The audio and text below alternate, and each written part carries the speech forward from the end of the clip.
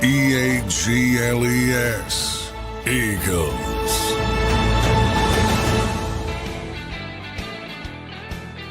Welcome in, everybody, to a Thursday edition of Birds 365 here, getting closer to the divisional round game this weekend. Eagles versus the LA Rams. We'll give you guys all the updates on that today. I'm your host, Zander Krause. That's my co-host, John McMullen, the number one Eagles beat reporter in town. Don't forget to give us a follow on X at Real Zander and at JF McMullen. Johnny Mac, how you doing on this Thursday morning, brother? We are getting closer, Johnny Mac.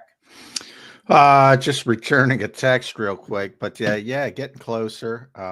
Back on the practice field again at Lincoln Financial Field yesterday.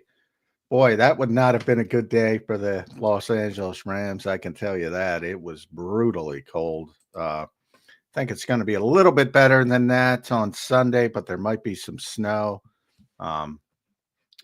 Yeah, all things looking positive for the Philadelphia Eagles. I know, there was a lot of talk in the locker room about how well the Rams played. And, I think the Eagles take it at Lane Johnson said it best. That ain't us. That offensive line that they were going against, that ain't us. So I think there's a lot of confidence coming out of that first game. And, I've been talking about it all week. Styles make fights. Best part of the Rams team is their young defensive front. Very good group.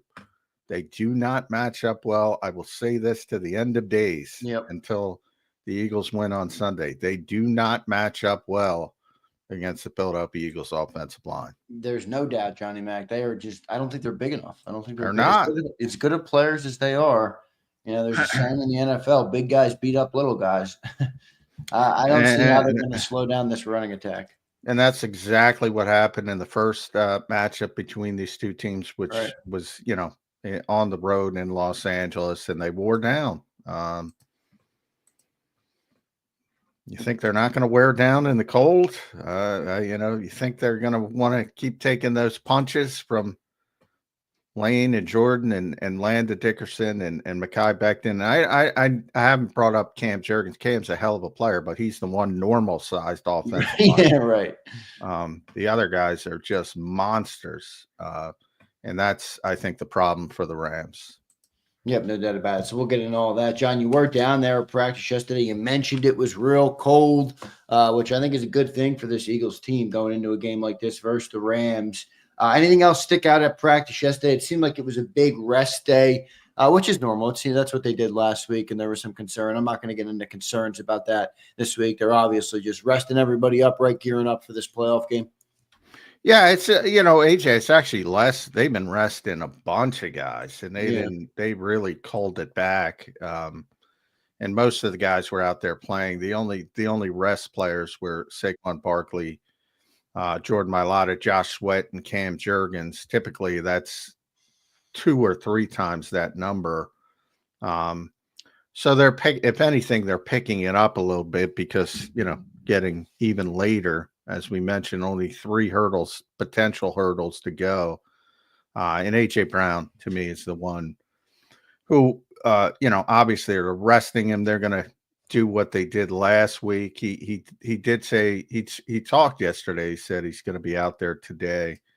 But they're trying to just manage him to the game.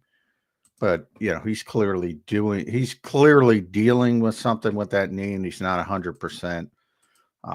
Only had 1 catch against the Packers, which was a season low, but they didn't throw the ball. Yeah. So, and everybody acknowledged that, it wasn't the best passing performance, except the complainers in the chat. It's like Nick said it after the game. Kellen said it. Yeah. It's like, why aren't you criticizing them? They're the ones. I will point to QB1, John. What'd you think about what he had to say? He basically said, I don't give a shit who says what about what. The goal is to win the game. Don't care about what it looks like, the stats, the passing. I just want to win is a synopsis of what Jalen Hurts said. It's a good thing to say. I don't believe it for a second, but it's a good thing to say. What else can you say? So I thought he handled it well. But again, go to after the game, go to Kellen Moore. they acknowledged it. Rarely does Nick acknowledge it right after games. He acknowledged it. Kellen acknowledged it probably because Nick did. So he felt a little bit more honest, I guess. And then, I mean, of course, what are you going to do? What are you going to do? They won the game. That's all that matters. He's correct. But anybody's being honest with themselves. Passing game's not great right now.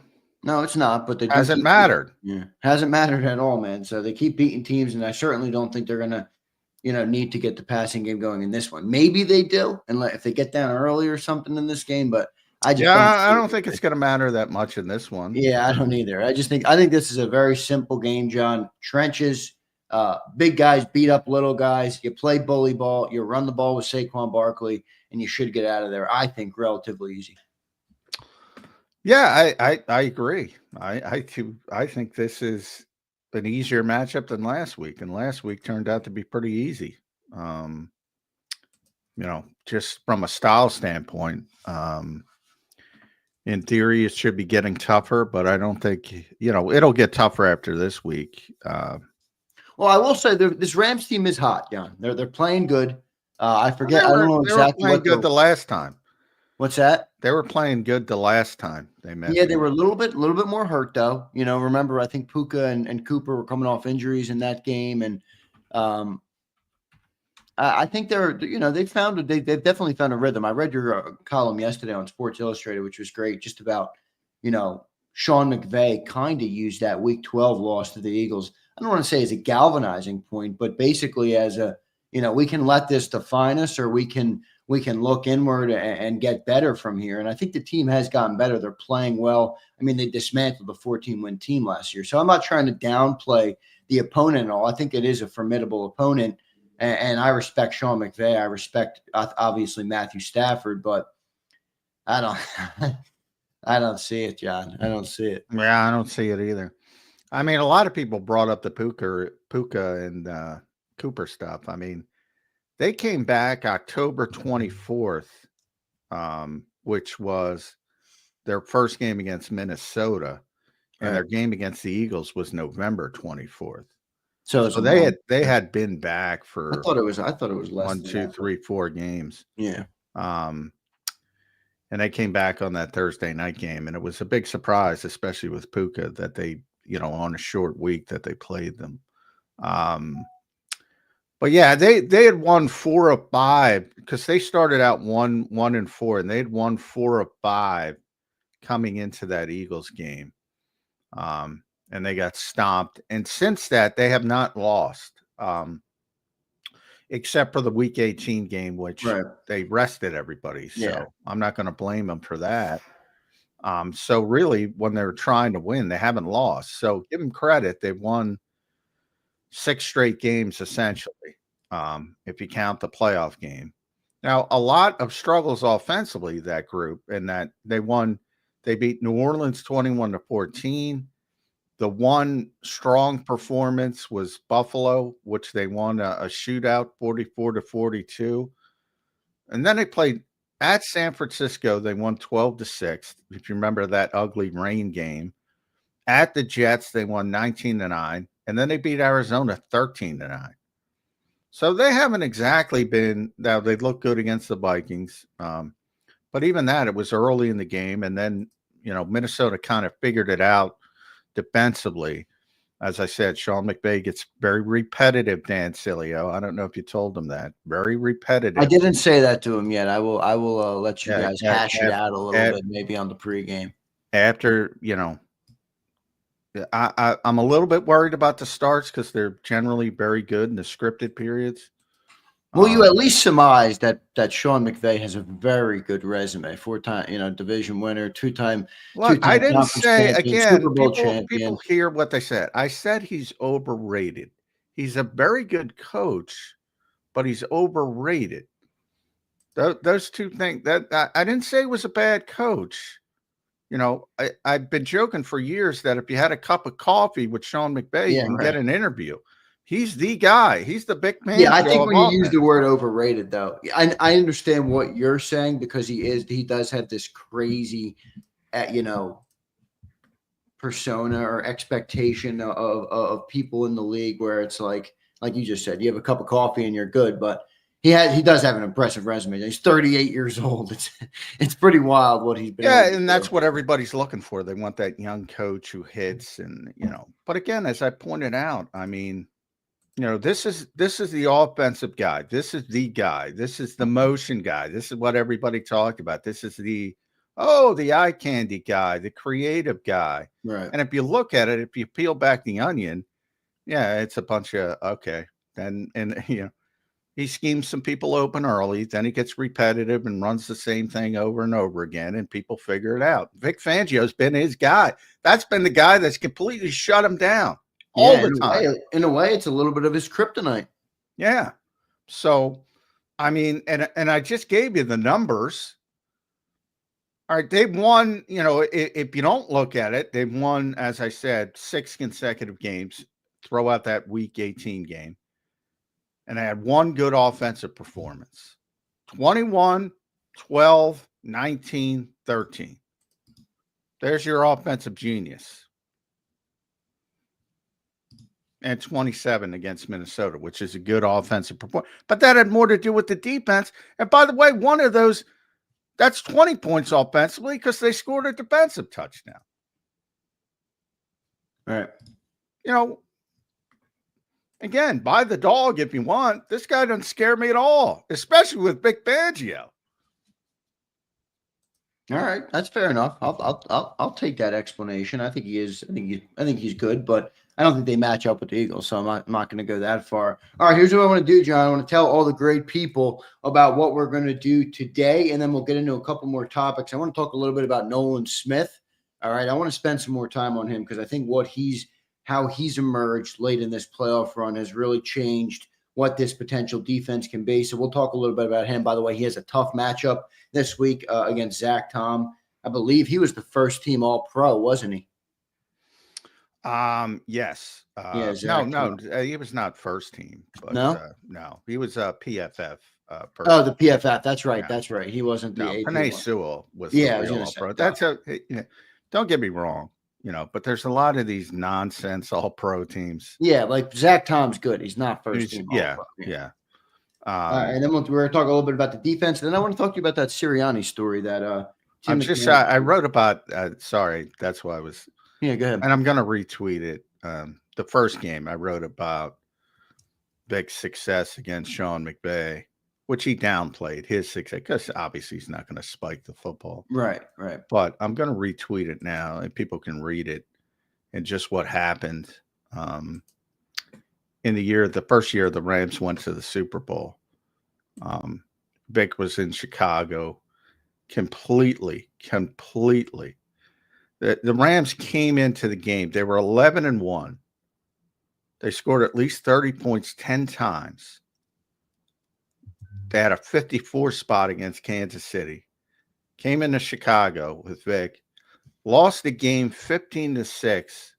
Had 214 total yards. Only 52 on the ground. Post that game, after that game, they went back to normal. They scored 31, 48, 30, 26 en route to the Super Bowl. And Belichick completely copied what Vic Fangio did. Ran the same exact scheme. And if everybody remembers that Super Bowl, completely shut down the Rams to the point McVay after the game was rattled. And he's been doing it ever since, Vic Fangio. They haven't met a lot, so it's not a large sample size, so I don't want to overstate it. But, he hired Brandon Staley to be his defensive coordinator because he wanted somebody to run big scheme because he didn't know how to deal with it. And I'm just telling you. So I just retweeted that at JF McMullen. Everybody can read it. That's what happened back in their first Super Bowl season. Best offense in years. Completely shut them down. in the regular season at No 11-1. No doubt. Good stuff there from Johnny Mac. Like I said, we're going to get into a couple other topics. Here's what I want to do to tell all of the people this morning. All right. Listen up closely if you were in the chat. And BVC, I will use you as a great example, and we will get to your super chat in just a second. Okay. We got no guest today, and this is what I'm going to say to everybody in the chat. All right. It will be a super chat Q&A day on hour number 2 when we finish up some of our topics. We get all of our Eagles updates out. Every dollar of super chats today, all right, every dollar of super chats will be used to buy more merchandise to give away to the great people of JAKIB Nation. All right. So if we get $100, I'll use it to go and get a couple of things or whatever I can get. If we get $200, I'll use it and re-up my stash. I told you guys, my stash is getting thin. All right. So any super chat today, let's see what we can get up to. We got $5 so far from BVC. Any super chat we get today will be used and taken and re-up our merchandise pile to give away. All right. So that's what we will do today. So if you're kind enough and you have it in you and you want to send a super chat in, we will answer your question and then I will use that for that. All right. So let's see how that works out if you guys want to do that. Johnny Mac, let's get into Nolan. And by the way, thanks everybody for being here. Brandon, Q the God, Abe, Izzy Bay, Philly Don, Mike Fittery. What's up, everybody? We appreciate all of you guys. Dank Bird Gang. Good stuff, everybody. BVC is also in here with his super chat, which we'll hit. Let's hit that real quick, John. BVC says, Johnny Mac, any thoughts on Mike Vrabel and AJ Brown trade rumors and tampering? It was a little interesting what Vrabel said. Now I kind of feel like he was set up like they asked him a question. Yeah, he's answering a question. That's not tampering. So yeah, but it was interesting. I mean, some of the comments that were floating around were interesting. But any thoughts on what he had to say? No, I mean that was obviously Mike Vrabel was the head coach in Tennessee when they traded AJ Brown. He loves AJ Brown. He didn't want to trade AJ Brown, and that got the GM fired. In Tennessee because of how it developed. So, he was asked a question on a show about AJ Brown because everybody sees the bullshit coming out of Philadelphia. Oh, he's not happy. He's reading a book on the sidelines. The diva wide receiver reputation, and it becomes a self-fulfilling prophecy. So he was asked the question, and obviously he loves the player, didn't want to trade the player, knows the player very well. And of course he would want them. They're desperate to get receivers there to obviously rebuild around Drake May. So I don't think it's anything more than that. And, other than, if this continues for years in Philadelphia, the Eagles just signed him to an extension.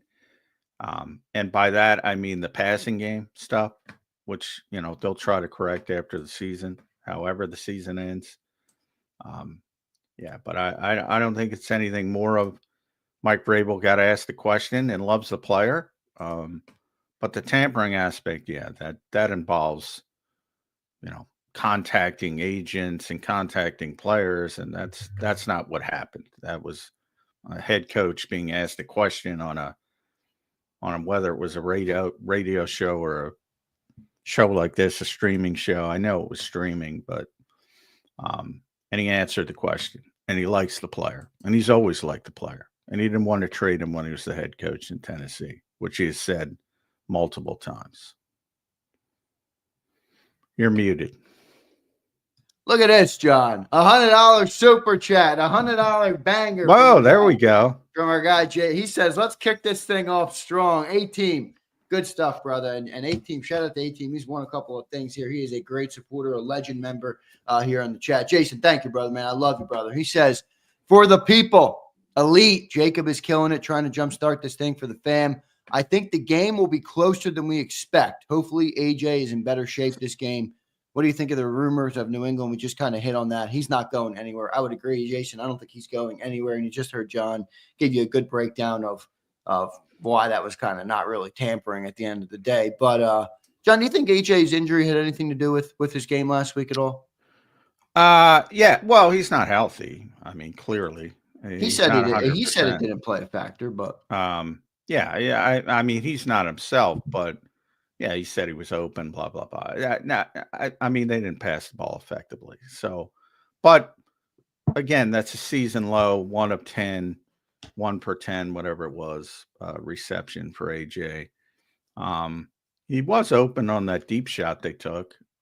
They just missed it. oh man, I wish that play worked because that was nice. I like that. I like that call there, Yeah. right there. Yeah, That was the only deep shot they took in the game, by the way. I know, and it was third down, so you knew you were going to get it anyway on Yeah. fourth down. I mean, Think about how cautious this team is, to the point of being closer, probably because of the way the Eagles are playing. They're going to keep it close.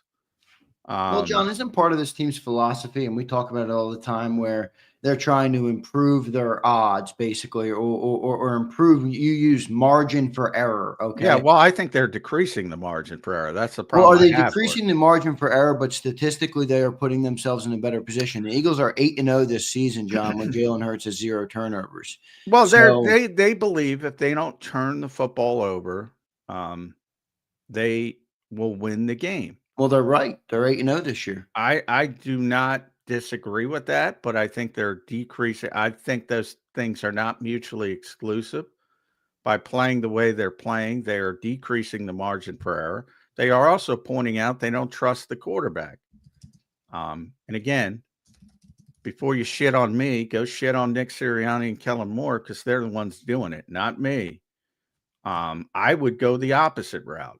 I think you could blow this team off the field if you wanted to. They have decided that they don't want to play that way because of what went on earlier in the season when Jalen had 4 interceptions in the first 4 games, which I don't understand because AJ didn't play in 3 of those games. He was hurt. And, if you add in the first game, which was admittedly ugly from a, turnover standpoint, even though they persevered and won it, that was the shitty field in Brazil. I think there was extenuating circumstances there as well. So I think they pulled the plug way too soon on this quarterback. And they are playing very cautiously, as I described it yesterday on Sports Illustrated. It's risk averse or bust for this team. They don't even, there's this mentality of Jalen holds on to the football, which he does too long. And they're always looking for the deep shots. And that was true many weeks ago. It ain't true now. As I pointed out, they threw 1 pass downfield last game. 1 pass. And that was on the 3rd and 1 sort of trick shot, tush push, taken by surprise. They didn't even run a go route. 9 times over the past 9 games. 9 times, 1 time per game, they've had a pass of 20 or more air yards. Yeah, that's crazy. They are extremely, extremely risk averse right now. And boy, I'm going to give them a hell of a lot of credit if they can win the Super Bowl like this. It's certainly old school football, man. I mean, they are. Well, look, it is beyond old school football. I know, old but that football. John, you know what it makes it work is that defense, man. And Vic Fangio is arguably, we talk about the MVP of this team. I say it's Howie. You give it to the offensive line. Vic was in our top 3 on both of us, but at home, John, I saw this stat put out yesterday by NFL Game Day, one of the NFL Network accounts on X. Eagles at home this season. They're 6-0. They're scoring 25.2 points a game. They're giving up 11.7 points per game. 11.7. I mean, you can mistake it yourself into a win giving up 11 points a game with this offense. Well, and they have. I know. That's what I'm saying. Like, you think about how we were talking after the game, and I never got the feeling I said in that Green Bay game that the Eagles were in danger. But the bottom line is, when you're within 1 score, all it takes is 1 crazy bounce of the football going in a negative direction, and you're losing. That's what I'm talking about when it comes to margin of error. Right. And you were talking about it after the show. You're like, they're only up 10-0. They should be up multiple 3 scores dominant. They're not. They are decreasing the margin of error. Yeah. By the way, that home stat is divisional rounds at home. So that defense is amazing in the link, and you got the Rams coming in there, John. This game looks good to me. By the way, this defense hasn't given up more than I think it's 18 points to a team in the link since early before the bye week. So I think this defense makes it work. I'm not saying you're not wrong about Jalen Hurts. They're certainly more risk averse, but if they're 8-0 without turnovers and they have Saquon Barkley and they have the offensive line, I understand it's risk averse, but is it the right move? I mean, that they're winning so many games, it feels like the right move to me. It's hard to argue against it because they're having success. Yeah. But you don't get got sometimes until you get got. Again, you can say that now, but if we're on here Monday and Jared Verse does what he does against Minnesota, knocks the ball out. I forget if he didn't knock it out, but somebody knocked it out. And then he takes it back for a touchdown. And you have been taking advantage of your offensive opportunities, and all of a sudden you're losing late in the fourth quarter and things go wrong, where you're going to be shitting on what they did. I guarantee you that.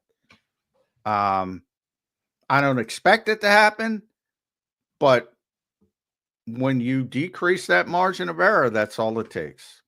That's all it takes. Good stuff there, Johnny Mac. Let's get into a couple more things. I want to talk about Nolan Smith. All right. And Nolan Smith had a big game last week, 2 sacks. I think he beat up on a good Green Bay offensive line. We mentioned Zach Tom already. Going up this week against the Rams, obviously, the Rams offensive line. What a great story he's turning into, John. What a great player he's turning into. And I think it's going to give you a big, significant advantage. If he's playing better now than he has all year, I think that's going to make this defense that much better because we haven't had an edge rusher. We've had good edge rushers, but we don't have the dominant edge rusher. Nolan Smith has come on hard in the second half of the year, and if he can maintain that through the playoffs, I believe that could be a nail in the coffin on some teams if you get a pass rusher that can get 1-2 sacks a game. Yeah, I'm not as high on, I don't have those wild gesticulations. I wasn't as down on Nolan Smith as some people were early. I'm not as high on him as some people are right now. Makes sense. He's not a traditional edge in a 5-man front. He's more of a. A lot of that when I rewatched the game, they were the Packers were much more concerned with Josh Sweat than they were on the edge when it came to the edge. Now, they're most concerned with Jalen Carter. The reason the Eagles' pass rush has been very effective starts with Jalen Carter and Milton Williams. And that's not conventional. Most people think about edge rushers. But, that's what people are concerned about. And that's what the Rams will be concerned about. And that enables Nolan Smith to get a lot of one-on-ones, and he was able to take advantage of it. And he had a great game. Don't get me wrong, had a phenomenal game. Now, to get to the next level where you're in with the big-time edge rushers, you got to be what Josh Sweat was. You got to be the guy getting chipped. And then what do you do? So I think there's still some steps to take there. I think people are skipping steps as they tend to do. But he's having a very good run, taking advantage of a lot of one-on-ones, and we'll see what the Rams do. That's, by the way, their offensive line's pretty good. That's the difference between the first game and the second game. They were really banged up on the offensive line. Who's Nolan going to be up against? Is it Havenstein? Yeah, he's a pretty good player. Yeah, Rob Havenstein, and Alaric Jackson, I think it's questionable, but he's going to play. He's the left tackle. Inside, they've gotten a lot better as well. Kevin Dotson and Jonah Jackson, and even Steve Vilas, because he's had to play, so they're pretty good up front. And that's been, to me, where they've turned the corner. So similar to the Eagles, usually when you get to this stage, not as good as the Eagles, but they have a good defensive front and a good offensive line. And that tends to get you deeper into the playoffs. And they're pretty good. Yeah, no doubt about it. John, a couple other good matchups, I think, in this game. You look at I think the Eagles' offensive line is just a total mismatch. But I think you got to talk a little bit about that Rams defensive line. I mean, they have played really great, well. man. Yeah, I mean, they played well. They got Jared Verse. They got Fisk and Turner. I mean, they're producing at a high level for sure in this game or in this season so far. I like the Eagles in the matchup, but just talk about some of the players that impress you on that defensive line. Yeah, I like the Rams defensive front against just about anybody except Philadelphia and Detroit. Yeah. They're wildly athletic, crazy athletic. You think about they're almost, you think about the Eagles offensive line. We were talking about this yesterday with Lane. He got asked, is this, where does it, he's been on so many good offensive lines. Where does this one rate? And, he said it was tough, but it's very good. And they lost a Hall of Famer, Jason Kelce. And they're still that good. And similarly, the Rams lost Aaron Donald on their defensive front. Right. And they're still that good. John, I asked a question yesterday because you just brought up Jason Kelce, and I got ripped for it. And I told the people before I asked it, I'm going to get ripped for it. And I'm going to get ripped for it again, and I'm perfectly fine with that. But I feel like asking the question because in the same way that you say that Sean McVay is slightly overrated, and you're not saying he's not good, but you're saying, we've gone too far on where he's rated. Is it possible? Is there a world that exists where Jason Kelce is a little bit overrated in the eyes of Eagles fans? I've said that many, many times. He's not the greatest center who ever lived. There's a lot of people. Again, it's the same thing. It's a good comp. Yeah, it's almost everybody though. Honestly. Well, I'm really not saying that to take away from Jason Kelce. But neither am I. I mean, look at how good Cam Jurgens has been as a replacement. No, he's much the offensive better. line is better now than they've been in the last 5 years. Well, that might be true, but that doesn't have to do with Jason. And Cam's had a great season, but he's not Jason Kelce. Okay. Now, I agree with you. This is almost everybody because people conflate human beings as some kind of perfection. So it could be, we talk about Micah Parsons over the years. Eagles fans don't like the Cowboys, so they'll point out plays where Micah Parsons, it doesn't look great. Yeah, he's a human being. Doesn't matter who you are. A.J. Brown on this team, who I continuously say is the best pure football player on the Philadelphia Eagles. Not perfect. So it's almost everybody. Whether you want to go Lamar Jackson, when I would say Lamar Jackson's the best football player in the world, and then the Eagles shut him down. He's a human being. Justin Jefferson. Oh, he did this. He did that. Yeah, he's the best receiver. That doesn't mean he's perfect. Almost everybody at that level is slightly overrated, if that makes sense, because people conflate them into perfection. Nobody's had a perfect game. Nick says it all the time. Aaron Donald, one of the greatest defensive players I've ever seen.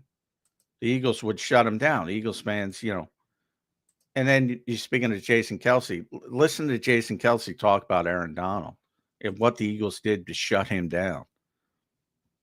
Never not double teamed him. And if they did, it was by mistake. They spent so much time trying to block him. Right.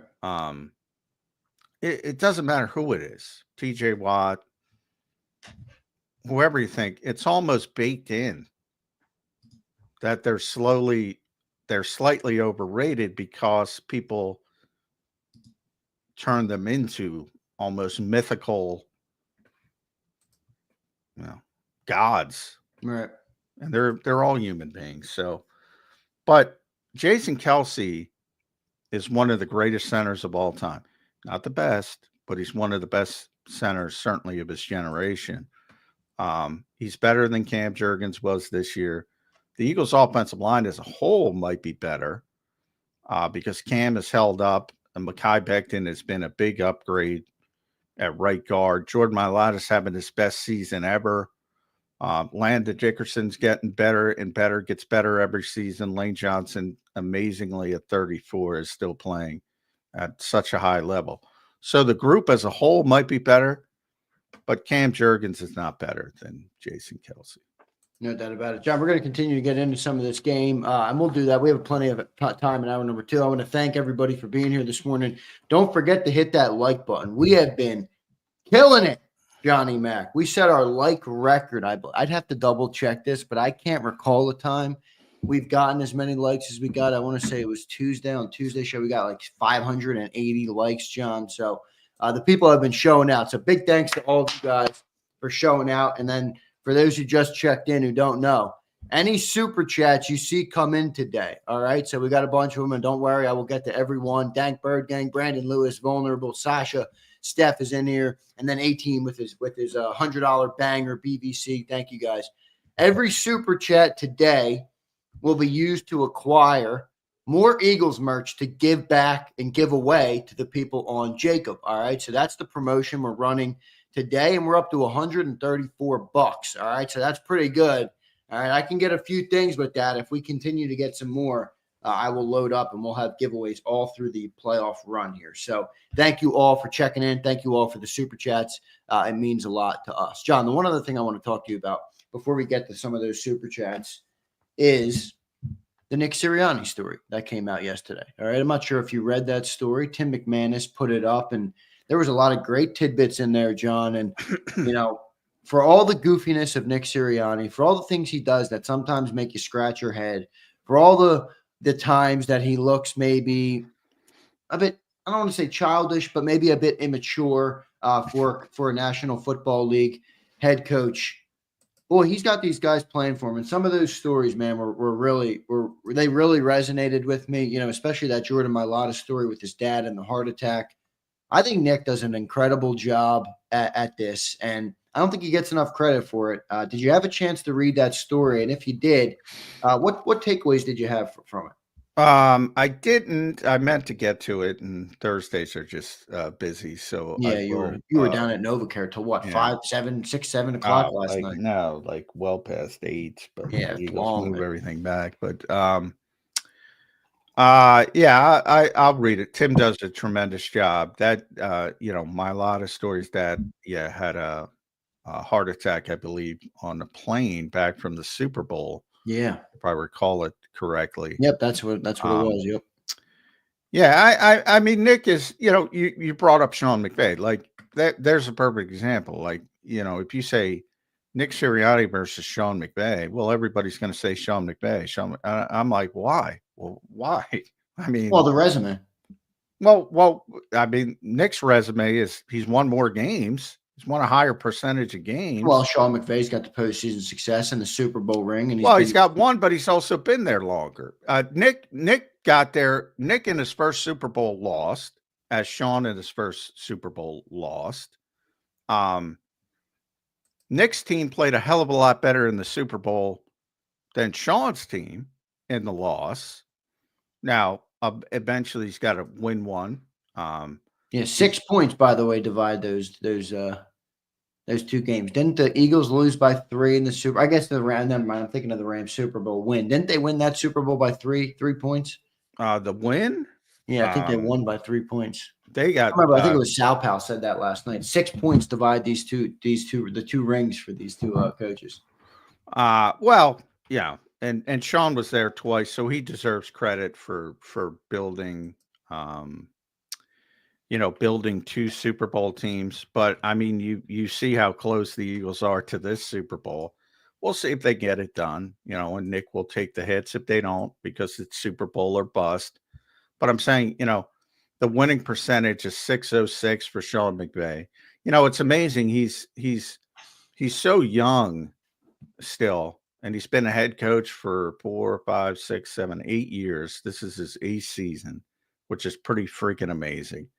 Don't get me wrong, his resume is tremendous, but he had a 5-win season in 2022, which will not be acceptable here. We'll run it down. He's 11-5, 13-3, lost to the Patriots. That's when they lost to the Patriots. Yep. 9-7 the next year, coming off the Super Bowl. 10-6, 12-5. That's the year they won the Super Bowl. 5-12 coming off the Super Bowl. They won all in that year. So I don't want to take anything away from Sirianni, but is it fair to say that the Eagles haven't had a far better roster in that time, though? 10-7, 10-7. Well, that's always the excuse. I mean, do they? I mean, no, I'm not using it as an excuse. I'm genuinely asking: I is mean, Sean pulling more success out of a slightly? Well, I would say they had a very good roster when they in 2018, one of the best offenses I've ever seen. And then 2021, when they won the Super Bowl, by nature, you got to have a pretty stinking good roster. Now, right. they traded, that was at them picks era. They traded all their picks and went all in. But they had a great roster when they won. Right. So, I mean, you don't win the Super Bowl without a great roster. Yeah, that's true. Now, the year after, you could say it because they did have no picks. And lately, Les Snead has drafted very well, as we talked about with that defensive front. But I just find it interesting. Like Nick's resume, had he won, and he didn't, but had he won the Super Bowl against the Chiefs, is significantly better over the first 4 years. Significantly better. Can he keep it up over the next 4 years? I think so. Part of the reason why I think so is because the Eagles build the right way and they're going to have good rosters. Right. That doesn't mean they're going to be 15-3 every year going in. Unless the New York Jets somehow poach Howie Roseman, Johnny Mac. Well, it's got more to do than just with Howie. It's Jeffrey. It's the whole situation. Yeah. So, I mean, I think he's got a better environment than Sean McVay, so that's part of it. But yeah, I find it interesting because one is like above reproach, and this is where I talk about overrated. Not that he's not a good coach, just slightly overrated because he's beyond reproach. Nobody questions him, whereas everybody questions Nick Sirianni. I mean, you got national guys. I don't trust the coach. Okay. You got his own fan base. I don't trust the coach. Yeah, all right. You don't trust the coach that's won 70% of his games. Okay. Again, whatever it is, 6th highest winning percentage of all time. Yeah. Through the first 4 years of their respective head coaching careers, Nick Sirianni's been better than Sean McVay. And it's not close. Now, again, it's not just coach versus coach because it is a full organizational thing. They both made one Super Bowl. They both lost the Super Bowl. The Eagles played much better in the Super Bowl than the Rams did. He's got a much better record.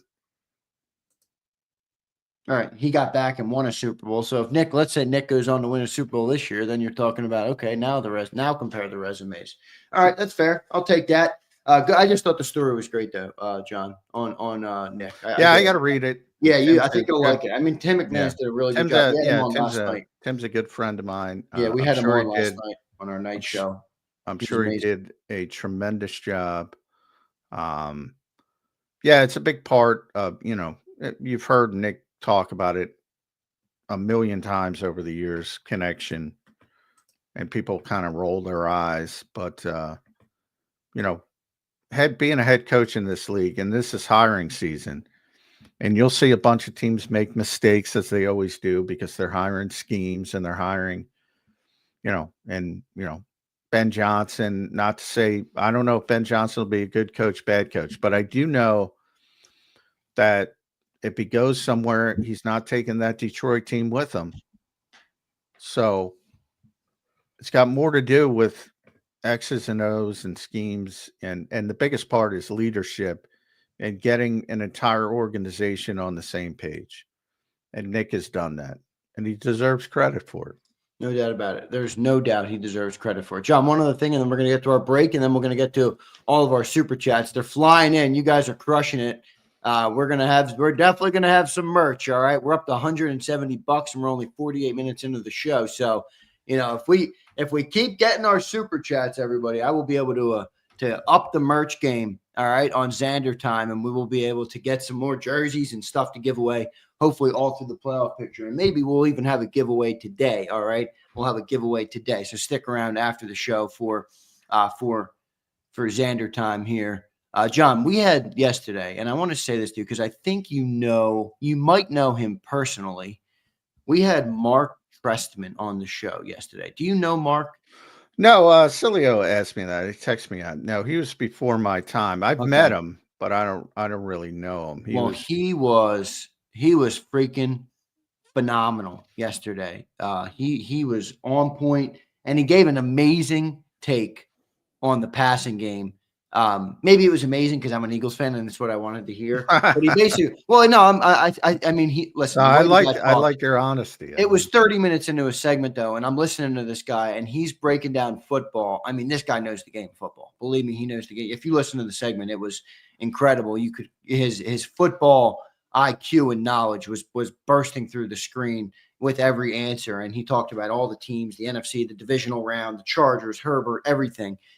And he talked about the Eagles and Jalen Hurts, and he's like, there's no criticism you can have of that game because running the ball in January is not easy. It's one of the hardest things to do, and if you can do it, your team is going to be positioned to have a chance to go to the Super Bowl and win the Super Bowl. And I'm paraphrasing. I can't speak like Mark did, but it was really one thing I know about Mark is he's very bright. I mean, that's what very when smart, the Bears hired him. He's a very bright guy. But I'll push back because I mean, and I didn't hear the interview, and and you're paraphrasing, but Nick Sirianni criticized the offense. Kellen Moore criticized the offense, and they're running the offense. Well, Kellen's running the offense, but yeah, I think it's fair to criticize the offense. When the head coach does it and the offensive coordinator, I think it's fair to criticize the offense. Yeah, I mean, it's definitely fair, but I'm saying, I think to his point was like, you guys keep winning and you're doing something that's very hard to do in the NFL, and you have a roster that's built to do it. Well, that's a different conversation. You can want it to look prettier, but you have a team that's a legitimate Super Bowl contender. Well, I don't think any of us doubt that. Yeah. But from the point that, look, the Eagles run the football historically well because of their offensive line and their running back, and their quarterback's a big part of it as well. So, I mean, that's why they've made the decision to go risk averse, because that's why they've made their decision. They made their decision.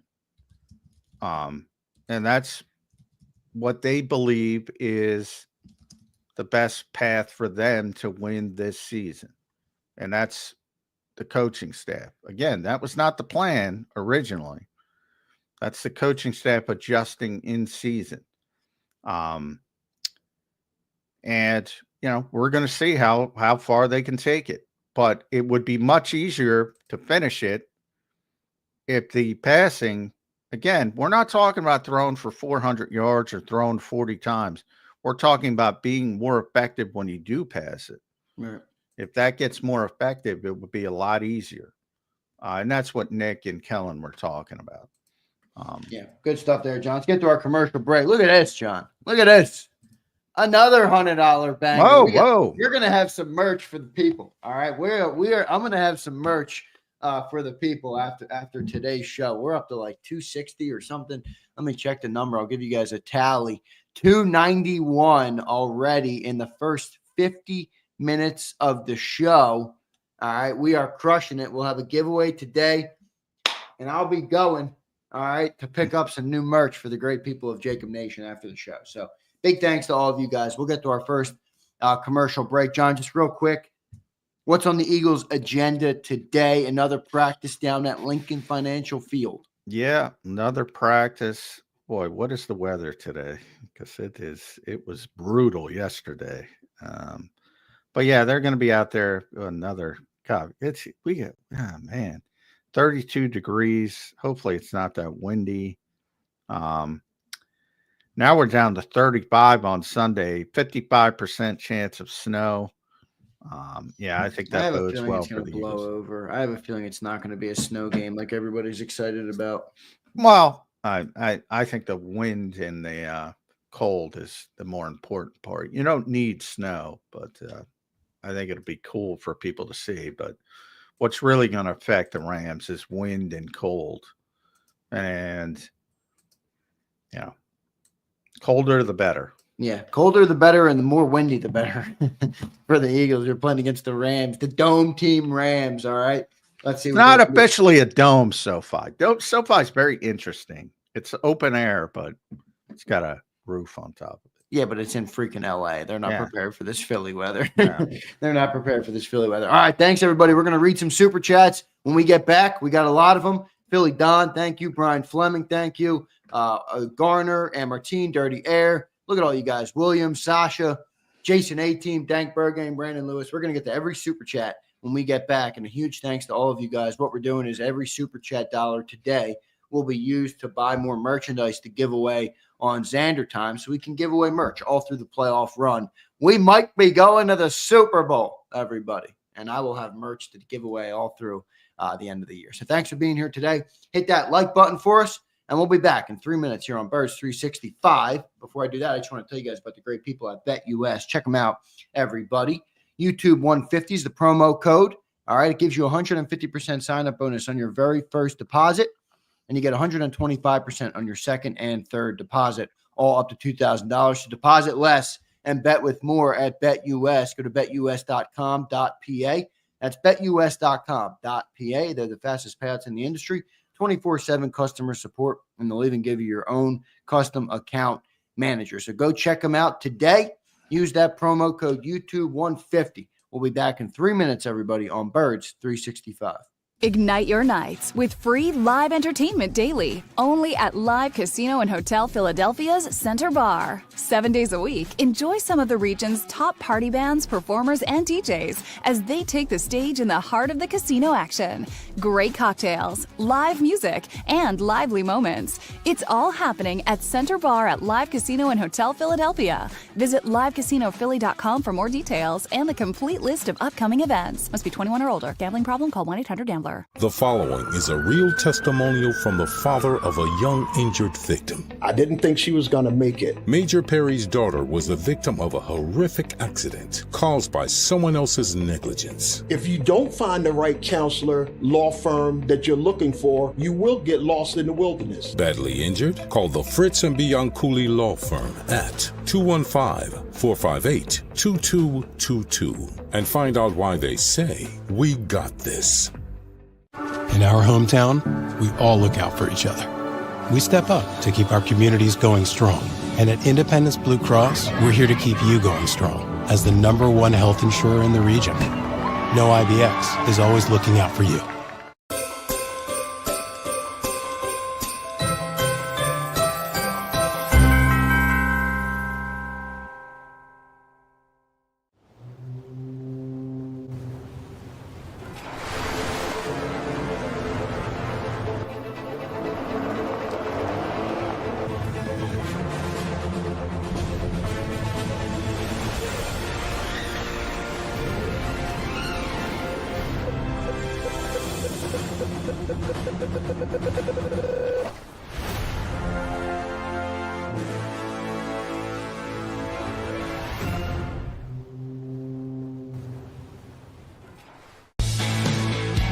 We noticed that there was mold creeping into our basement about a year and a half ago, and wanted to make sure that we were getting rid of the problem permanently. We actually reached out to several different contractors to get it resolved, and actually 2 of them recommended DryTech to us as a long-term solution. Other than the noise factor, we wouldn't even know that there was work being done on the basement level. It's really been a clean process for us. Score and save this football season on your car insurance. Before the next game, save up to 40% on your auto insurance policy. That's right, 40% savings. Call an audible this season and contact the Del Val Insurance Group. They're an advocate for you, not an insurance company. That means they'll get you the right coverage and save you up to 40%. Call managing partners Fran or Jim of Del Val Insurance, 215-354-0122, or score and save at dvigi.com. dvigi.com. EAGLES, Eagles. 1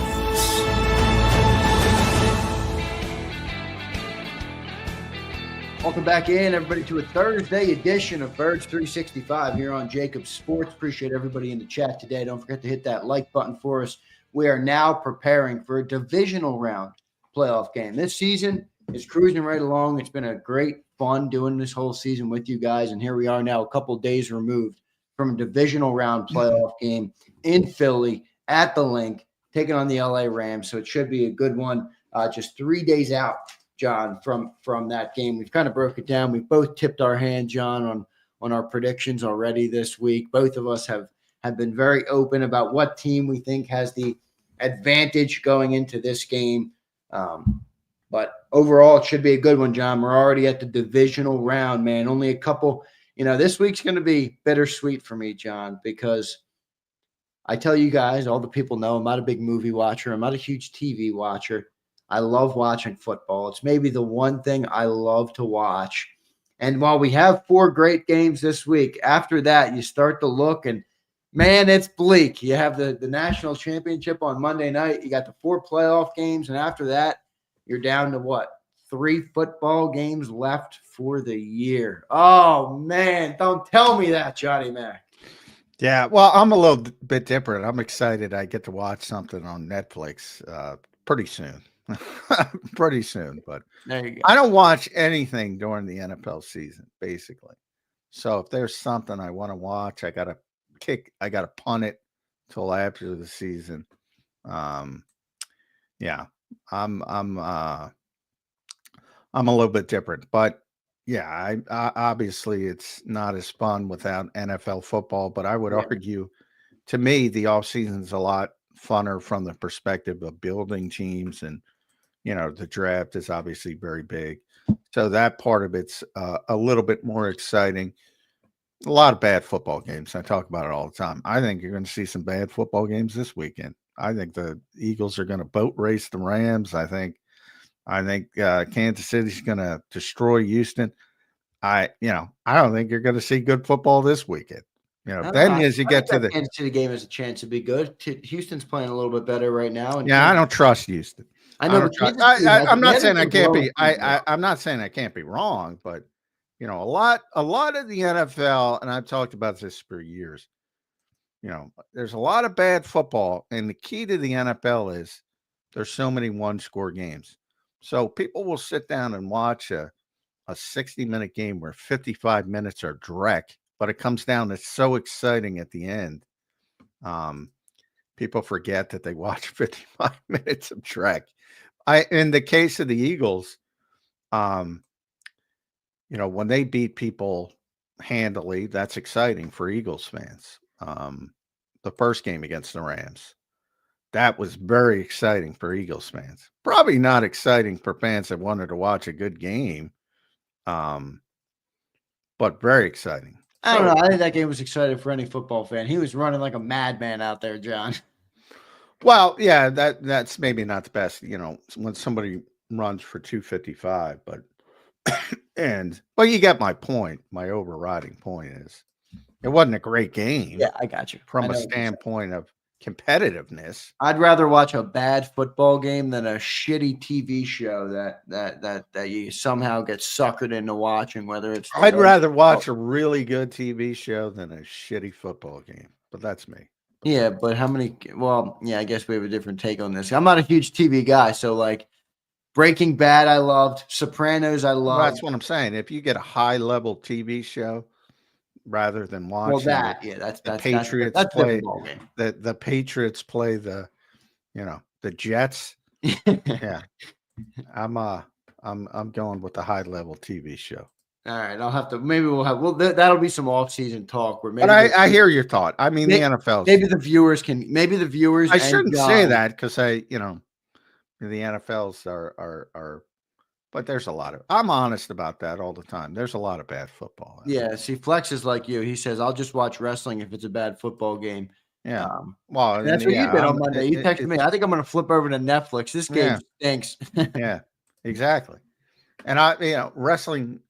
I don't get to watch as much wrestling during the season, so I'll just go back to watching, Monday Night Raw. So yeah, there you go. All right, good stuff here. Let's get into some super chats, John. For the people who are just checking in on the show today, we got a lot of people watching. Don't forget to hit that like button for us. We have had a dominant week in likes on Birds 365. Actually, I might have to mess with Cilio today a little bit because we might be beating him in likes this week, and he normally crushes us in likes. So I might have to poke some fun at Big Sills. But we're doing a promotion today. Right? Any super chat dollar will be used to buy more merch to do the giveaways and continue doing the giveaways like we've been doing for the last month and change. Game in the system a little bit, and you guys are showing out. We're up to, what are we up to? 316 on super chat dollars. All right, let's read through some of our super chats. 18, we got to yours, and BBC, we got to yours. Look at that, 18. Thank you, brother, again, man. $100 is huge. Thank you. Dank Bird Gang checked in. Nah, find the hell out of New England. Give us 3 draft picks and find their ass $500,000. Any public statement of interest. What the fuck? I imagine what? I think he's just messing. I think he's joking. Yeah. I mean, I admire when anybody, and I think this is a joke. I hope it's a joke, but I admire the conviction of people when they say something like that. I'm like, public, you can look at the NFL's tampering policy anytime you want. It's like 30 pages long, I think. But I'm sure Dank will follow up. He's one of our most loyal viewers. That what Mike Vrabel did is not tampering. If you want to go back, probably the most high profile tampering, if you look at the Atlanta Falcons recently, last year, Kirk Cousins made the mistake after signing that he talked to the trainer, whatever. You're not allowed to talk to people within New York. Only agents can negotiate contracts in the so-called legal tampering period, which is actually the legal negotiation period. Players can't talk to any organizational employees. And Kirk made a mistake and admitted at his opening press conference that he was making plans with the trainers and all this kind of stuff well before he's allowed to talk to the team. And they got fined, I think, $250,000 and had to give up a 5th round pick. And they did it with 3 players. They did it with Mooney and they did it with a 3rd player. Right. And they got fined $250,000, had to give up a 5th round pick. That's it. Mike Vrabel got asked a question on a show. He didn't tamper. He didn't do anything. That involves contacting, negotiation, things like that. Now, sometimes you'll see it with Howie Roseman. If you ask Howie about somebody, he'll say, "Oh, I'm not allowed to talk about that." So I think that fans can plate that. He's allowed to talk about it. He doesn't want to talk about it. And that's probably how Mike should have handled it. But it's not tampering. I'm sorry. No doubt. Despite your admirable belief, I think he was messing around a little bit. I didn't see him follow up, but he's one of our great supporters. Dang, thank you, brother. Excuse me. Brandon Lewis says McVay's offense is like taking a beautiful woman to bed and then finding out the pea sleeve is average. Jeez, it's overrated. I think overrated is a better way of saying it. It's overrated. Brandon, you got to be kidding me. It's overrated. Yeah, sometimes simpler is better. That's a funny comment there from Brandon Lewis. Brandon, thank you, brother. Appreciate it. $5 to the giveaway pile. Vulnerable Vitality. What's up, brother? Anyone else here consume what Seth Joyner said about Jalen and winning? Good perspective for those ready to panic. Jalen still does deserve the criticism. I did hear what Seth said. I thought it was pretty good. Anytime a former player like that speaks, I value what they have to say. I don't think it's the end all be all, but I did like what he had to say. John, did you have a chance to hear what Seth said? I did not, but I've talked to Seth over the years. Many times we've gone back and forth on our pregame show when he was on our postgame show. Excuse me. Yeah, I mean, I love Seth. I don't know what he said, but I've also know what he said in the past, and he would say the exact opposite. So basically said, quit bitching about the quarterback. Yeah. Well, he used to bitch about the quarterback all the time. So, you guys used to have amazing debates. Not debates, but back and forth. Well, and most of the time it was me defending Jalen because he would take it too far.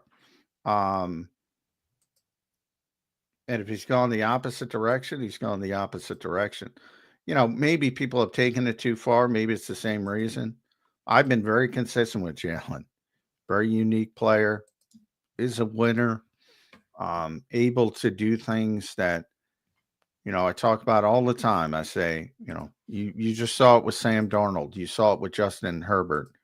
When somebody doesn't have it, they don't have it. And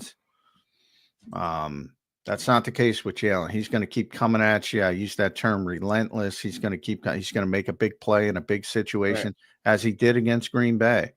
But overall, anybody who's telling you that he's playing great is lying to you. And again, if you don't believe me, believe the head coach, believe the offensive coordinator, who both admitted publicly this week the passing game was not good. And anybody, I don't know how you defend that. The passing game was good. Vulnerable, thank you for the super chat, brother. Appreciate it. I believe you're a JAKIB Legend member as well, so thanks for all your support of the channel, man. It means a lot to us here on JAKIB Sports. Sasha Romani, John, you remember Sasha from, I think it was our Monday or our Tuesday show. They were the viewer of the day for their comment on you, John. They've been listening to you for a long time, so thank you, Sasha. Johnny Mack, where do you see Cooper DeJean playing next year? Would he continue in his current role, move out to cornerback 2 or free safety? I personally see him being a game changer in the safety spot. Well, he definitely is not moving out to safety. Sorry, Sasha. The Eagles. Too far from the ball, right? Yeah, Reed's having a very good year. CJ's having a very good year. They'll be back. The question is Slay going to be back?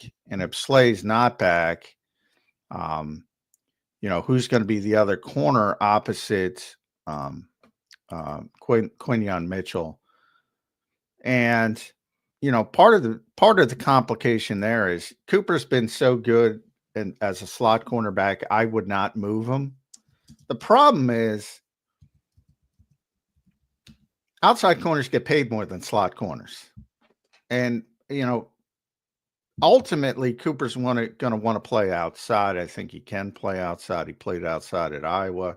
He's a tremendous athlete. For whatever reason, people don't give him credit for that because he's a white guy playing corner, to be honest. I think that's a real thing, yeah. People don't believe it, but, he's a better athlete than Quinyon. I mean, to be fair to those people, who's the last white quarterback in the NFL? I don't know.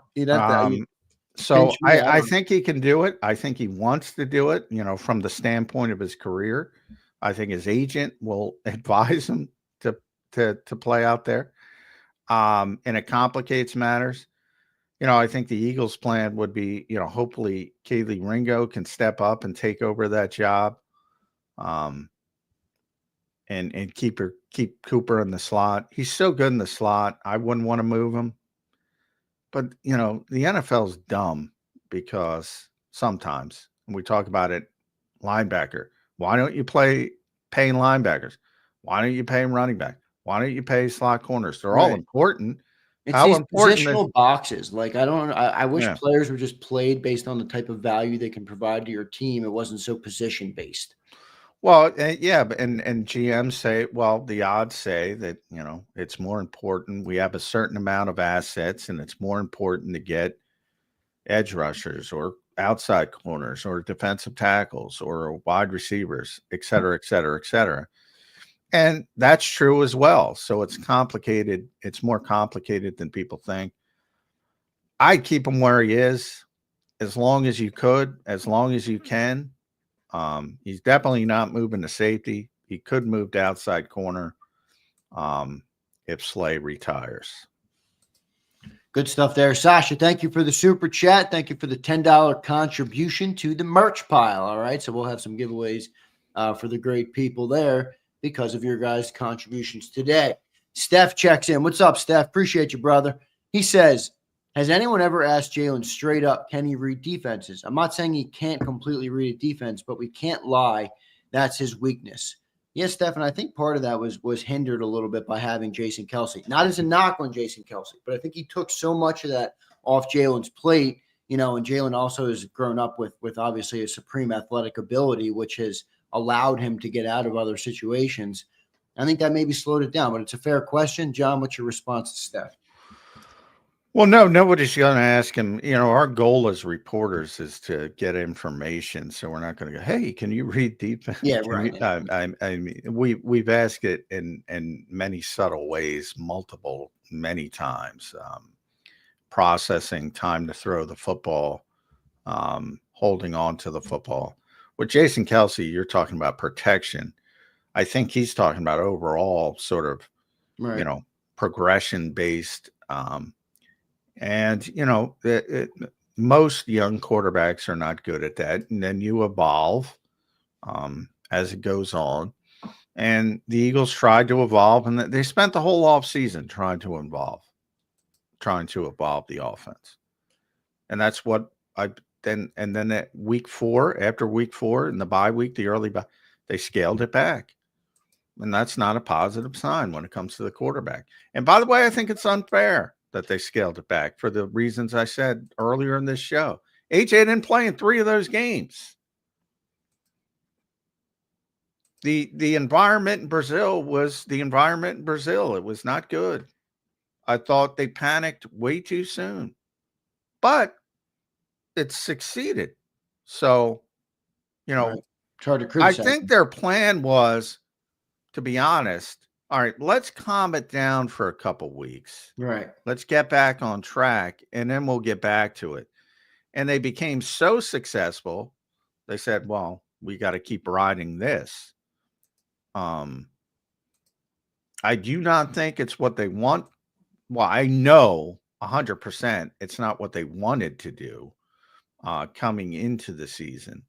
I know that. Could this level of success that they're having change the organizational philosophy about this, you think? No. Even if they're able to raise a Lombardi trophy? I think they raise the Lombardi trophy and they come back in April and say, let's evolve this offense. Right. And they should. That should be the goal. And let's get better. I'm going to go out on a limb, and already for our off-season discussions, and we don't need to go there yet, but I will say now to all the people, one of the things that I will be clamoring for this offseason for the Philadelphia Eagles, win, lose, or draw in the Super Bowl, all right, or on the divisional or NFC title game, doesn't matter to me. I want a second running back, John. I want a David Montgomery-like running back for this team because Saquon Barkley's incredible. He's not going to be able to do 2,000 again, and I think it would be a great addition to the offense. He's getting a second running back that can take maybe 100 carries. Well, I think they already have they don't have a David. You can't have a David Montgomery type with 100 carries. They need more to develop into that. Like David Montgomery wouldn't be David Montgomery if he was carrying it 100 times. So it depends on your philosophy, and I'm with you. I mean, Saquon's having a career year, deserves all the credit, but generally when you have a career year, you don't follow it up with another career year. That's just the way it works. There's a reason all the 9 2,000-yard rushers, none of them ever did it again. Yeah. So it's very unlikely it's going to happen again. So yeah. How far do you want to take it? Before Montgomery was hurt, and he's back, by the way, and he's going to play in the divisional round. Another not great sign. They split the carries pretty evenly. I don't know if you want to go that far with Saquon. I wouldn't agree with that, but I don't think it's a positive long term that the number of carries he's getting. And he's going to be up over 400 carries with the playoffs, John. He's never had more than 290. This is uncharted territory for Saquon. Yeah, I don't think that's a positive. And Clary Voy, I love you, but he says Jalen would make veteran minimum with that outlook, Zander. Oh, talk to me about Detroit then, Clary Voy. I mean, Detroit's offense, in a way, is what the Eagles dream of having, with a good passing game and a great running game. Obviously, a different style of quarterback, but they throw the ball and they run the ball, and they have 2 backs. Everybody's eating. They got multiple 1,000-yard receivers. They got multiple 1,000-yard backs. And Jared Goff's making $50 million. So I don't agree. I'm sorry, I don't agree. Let's go to another super chat. Suo Blaze checks in. I think Saquon covers up a lot of faults the offense has in the passing game, play call wise and QB wise. Well, I mean, they're riding, and also just put in the offensive line, Saquon and the offensive line, because it's both of them. But yeah, obviously, I mean, they have ridden that group, Saquon and the offensive line, to the divisional round of the playoffs, and they're going to try to finish it off along with the defense. I mean, that's what they've done. And they again, risk averse. They're very risk averse on offense right now. No doubt about it. Good stuff there. Big Trag checks in. Big Zando and Johnny Mac. Thank you, Big Trag. Appreciate it, brother. Member for 2 months. William Galbraith or Galbraith or whatever. However, sorry, I don't know how to pronounce that. William, you might have to correct me on that one. I'm normally pretty good with pronunciations. Keep up the great work, Jacob. Fly Eagles Fly. Fly Eagles Fly, brother. Thank you for your support today. $10 toward the giveaway pile. All right. Abe checks in. What's up, Abe? TBF. To be honest, to be for real, I don't know what TBF means. Stout didn't have the understanding of the O-line as he does now versus when Kelsey started.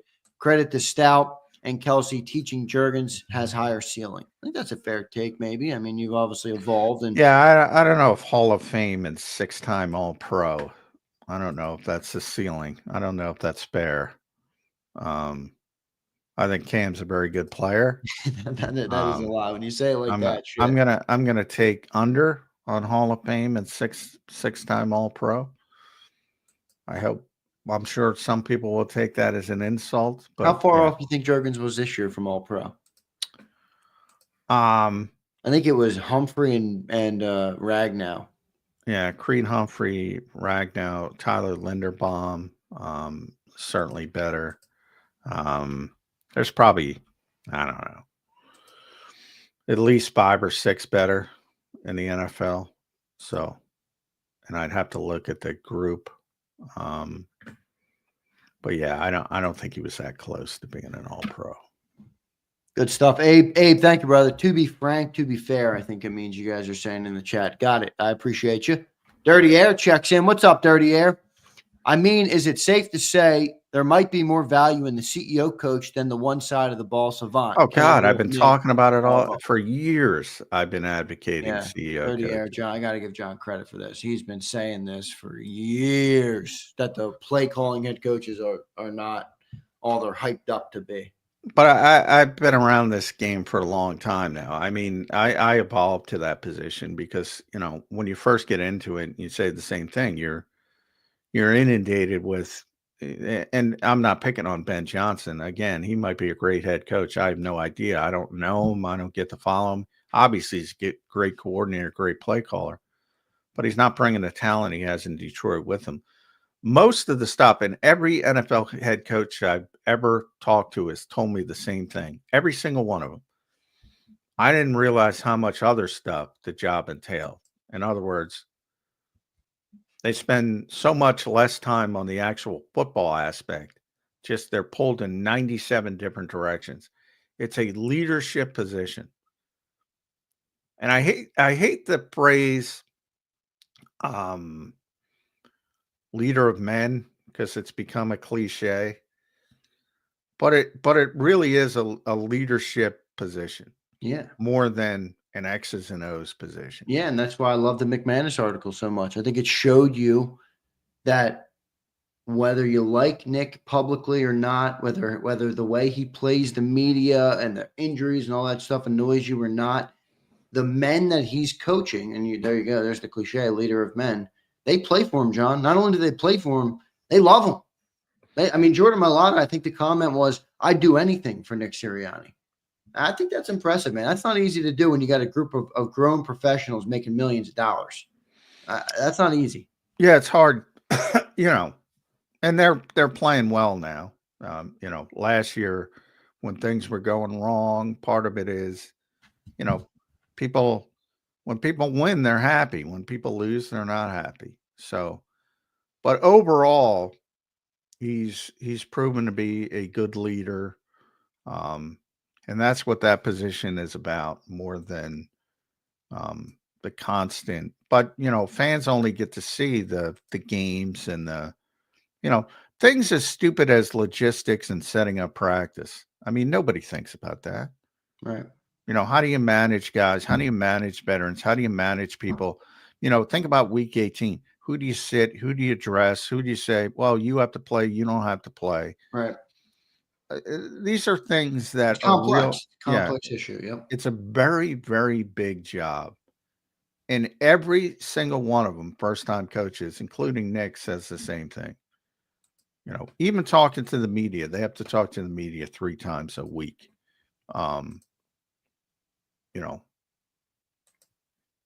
That's in it. Logistics. You got to deal with the medical staff. There's so much. It's such a big job. So much more than calling plays. And I think most fans don't get that, to be honest. Dirty Air, good stuff, brother. Thank you for your super chat. I sent out your jersey, by the way, yesterday, your Cooper DeJean jersey. All right, brother? So you should be getting that shortly. And then a couple others delivered yesterday. Josh B., if you're in here, I reached out to you on X. I just wanted to make sure you got your jacket. I get worried about it. We had some delivery issues. Jeff Bonehead, you've messed up my perception of deliveries. He gave me an address with a name, and it was his mother-in-law's, and they wouldn't deliver it. And then they sent it back to Philly, and then Philly sent it back to him, and now it's in the Postal Service. It's been there for 2 weeks. Oh, boy. Oh, man, he's got me all stressed out about the Jerome Brown jersey, which was an epic jersey. So I just want to make sure everybody gets everything. And Martine checks in. What's up, brother? Going to be interesting in Detroit with the risk-averse offense this year. How do you think they balance that in a potential matchup against that team? I think they got to turn on the light switch and hope the lights work. And by that, I mean, can you just turn on the faucet and have it work? I don't know, but they're going to have to do it. They have the talent to do it. That's what everybody keeps saying.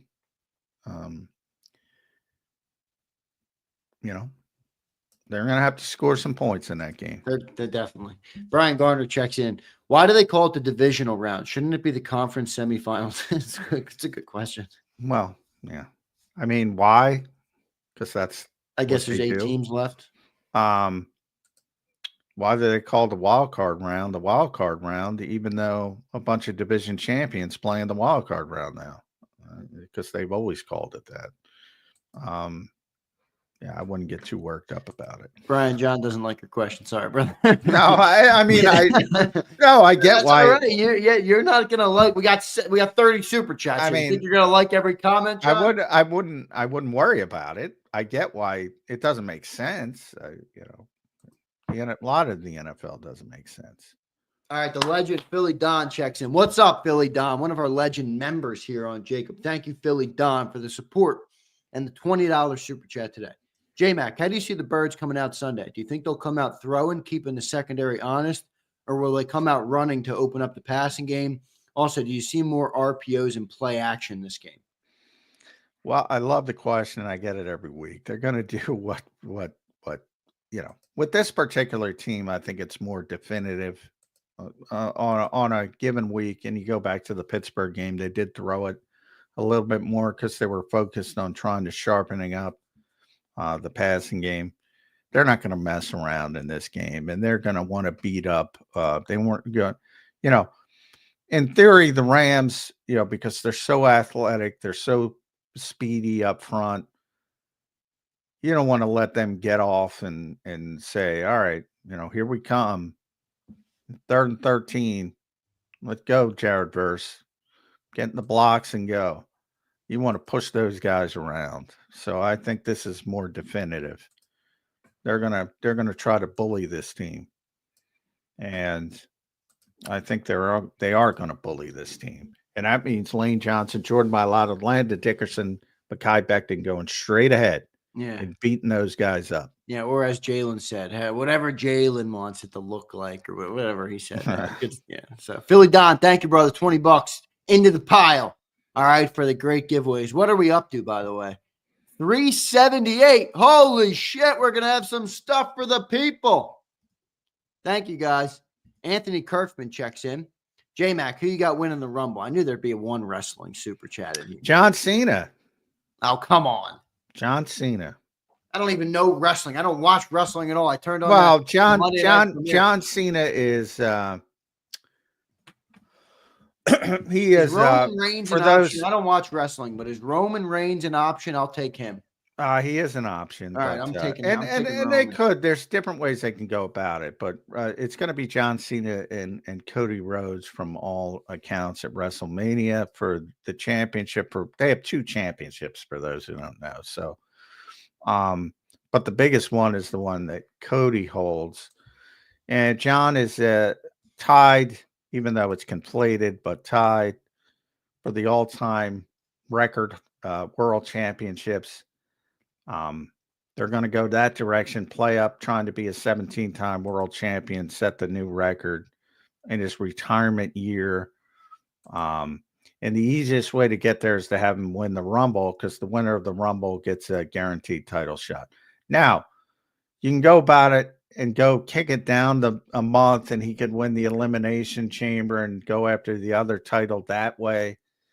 But I think they want to make it as impactful as possible, and that means John Cena winning the Royal Rumble. Give me Roman Reigns, and Flex checks in CM Punk winning it. So he's taking CM Punk. All right. Yeah. A lot of star power in this year's Royal Rumble. A lot of star power.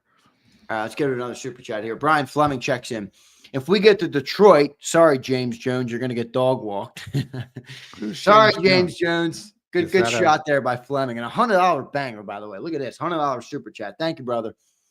We'll need to throw and get creative. Our D will not be the 85 Bears versus the Lions. It'll be a shootout, and they've neutered Jalen in the pass game all year. 1 week installs and rhythm are a concern. Yeah, I don't, again, it's can they turn it on? Because they're going to have to score some points. I'm with you. I'd prefer to do it consistently. They have, shown signs, the Pittsburgh game, early in the Washington game. Obviously, they have the talent to do it, especially with Dallas Goedert back, playing the way he's playing, to add to A.J. Brown. Hopefully, he's healthier by that point. DeMonte Smith played well in limited opportunities, obviously. There's no reason they can't. That's the frustration. There's no reason they can't throw the football at a high level. There should be no reason. And in fact, it should be easier because of the running game. But it hasn't been over the long haul. So can they show up? I think they're going to need to score points in Detroit to beat Detroit. That's what we'll be talking about all week if we get there. And your guess is as good as mine. That's gonna be a hell of a matchup, man. That I love the Vic Fangio versus Ben Johnson talking points there.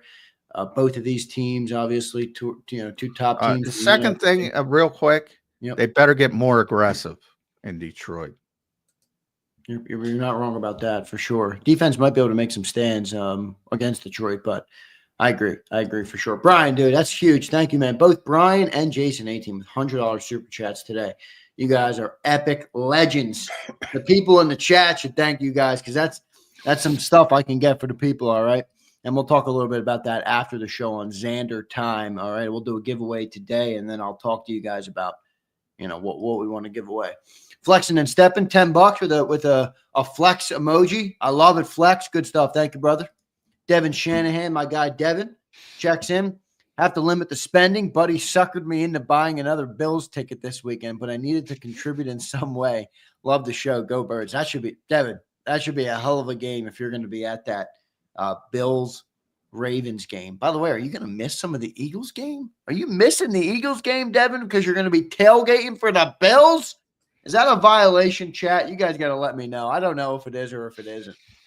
I think it's a violation to say violation in Philadelphia. Why? Because, it's a Gargano thing and it drives me nuts. So how's that? Wait, what do you mean? I don't like the term.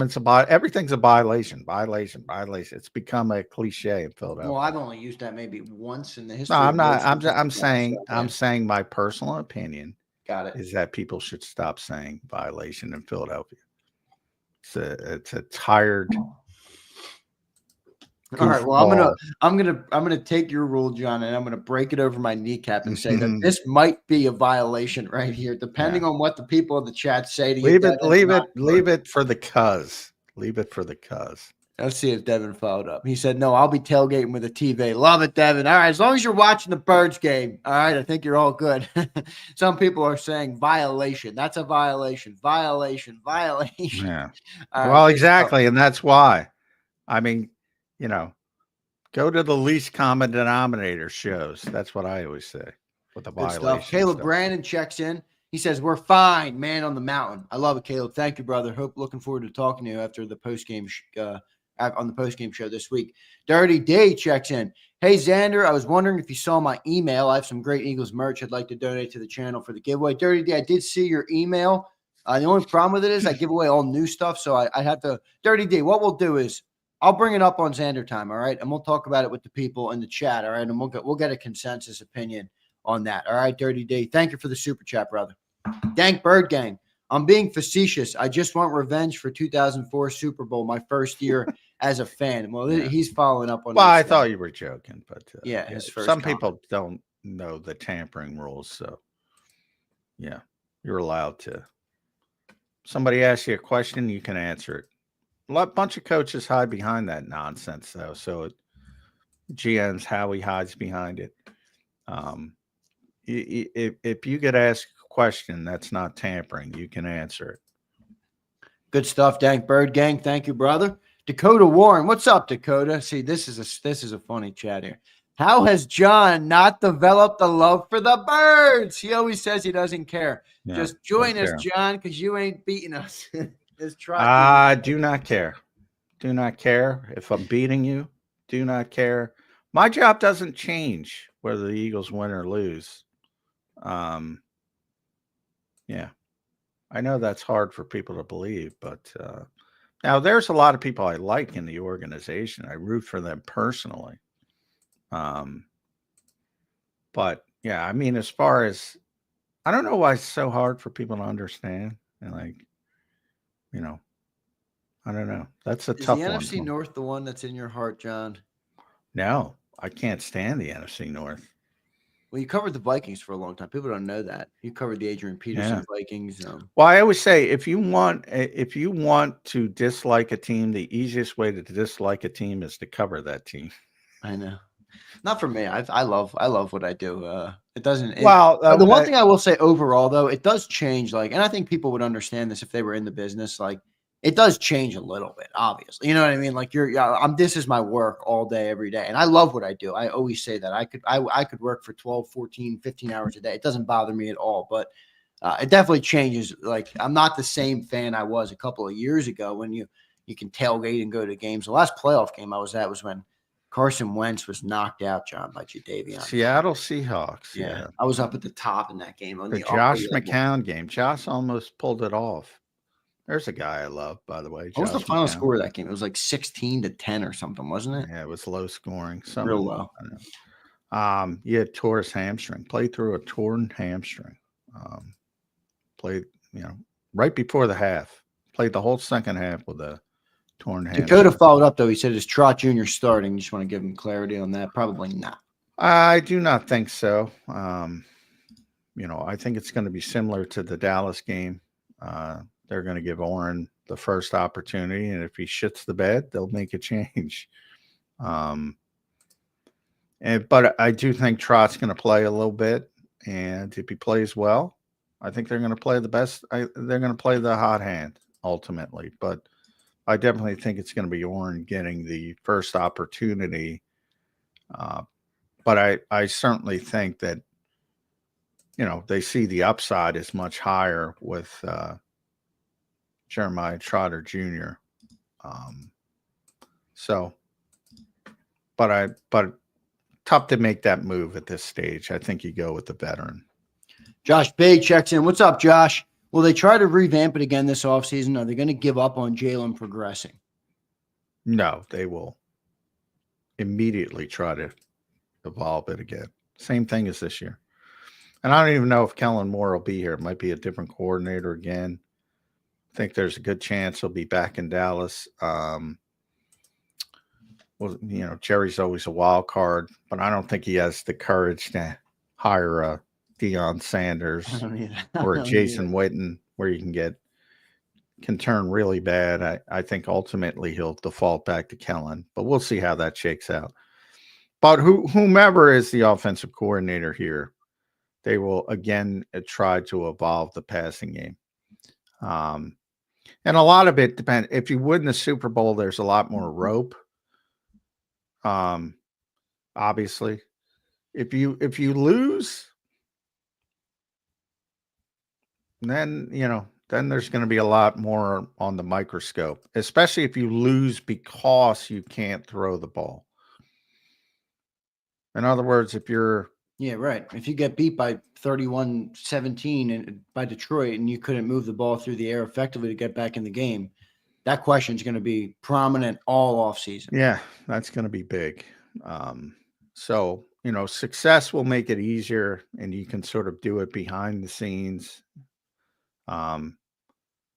If you are beaten in a certain way, it will be the story of the offseason.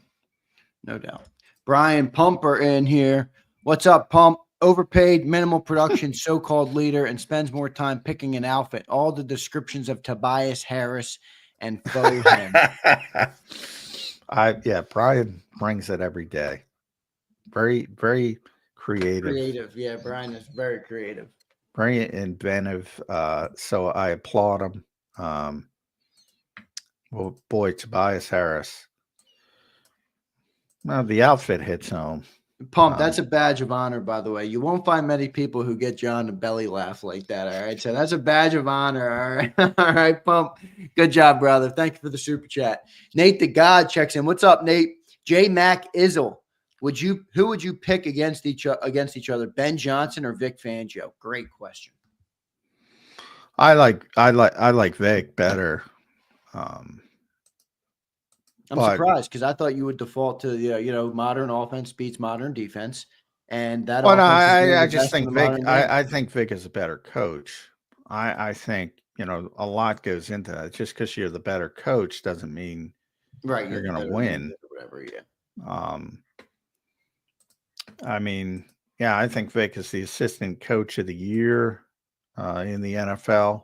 I think Ben's going to win it, but I think Vic should win it. But that doesn't mean I'm picking the Eagles over the Lions.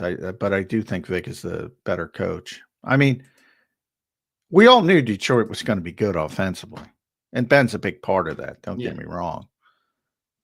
They were phenomenal last year. They're phenomenal this year.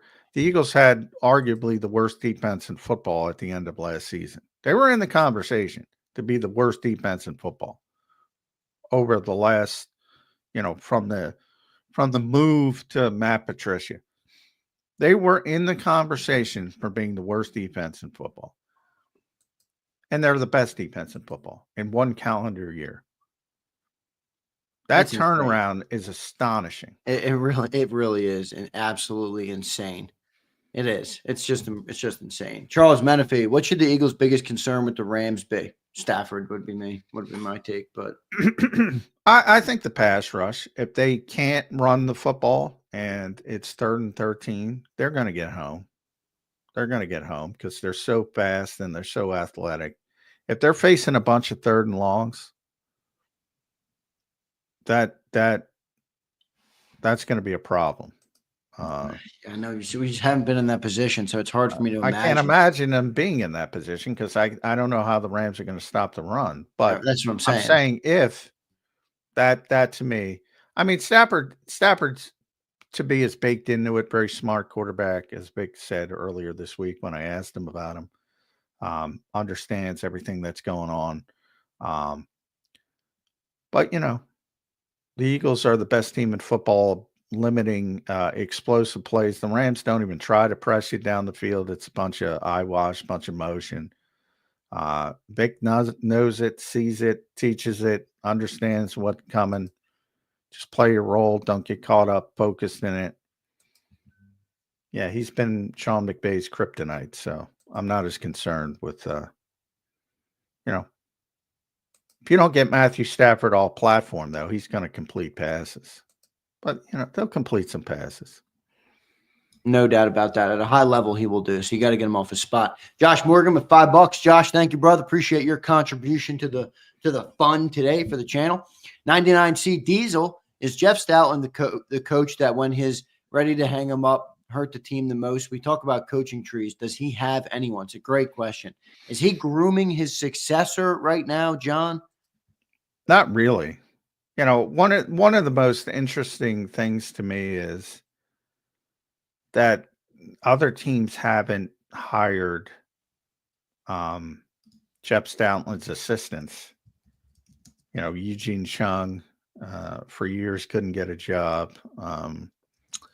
Boy, who was the guy who left this year? Is this Jeff? I'll come up with a second. TJ Paganetti's the assistant now. His brother Ryan used to be on the show every once in a while. No, I haven't seen that. And it's strange, to be honest. But if Jeff Stoutland decides to retire, the Eagles are in trouble. I think we talk about. He reminds me of one of those guys, though, John, that loves football enough. He'll do it for a long time. I don't know. Maybe I'm wrong. But I think there's some people out there who just they don't have a desire to retire. Some people want to retire. Some people don't. No, that's true. I've seen no evidence he wants to retire. He really doesn't. He was a head coach back in college for a very short period of time. He doesn't really have. Roy Isban is the guy I was trying to think about, who's I think in Cleveland now. But yeah, for some reason, and he's the assistant offensive line coach in Cleveland. He's not even the offensive line coach. For some reason, they always pilfer Eagles practice squad players, but they haven't pilfered their coaches, Jeff's assistants. I don't know why, other than, I don't think it's easy. But, we talk about assistant coaches. Jeff Stoutland should always be in that conversation as best assistant coach, but they usually give it to coordinators. They don't look at position coaches. The Eagles are very lucky to have him.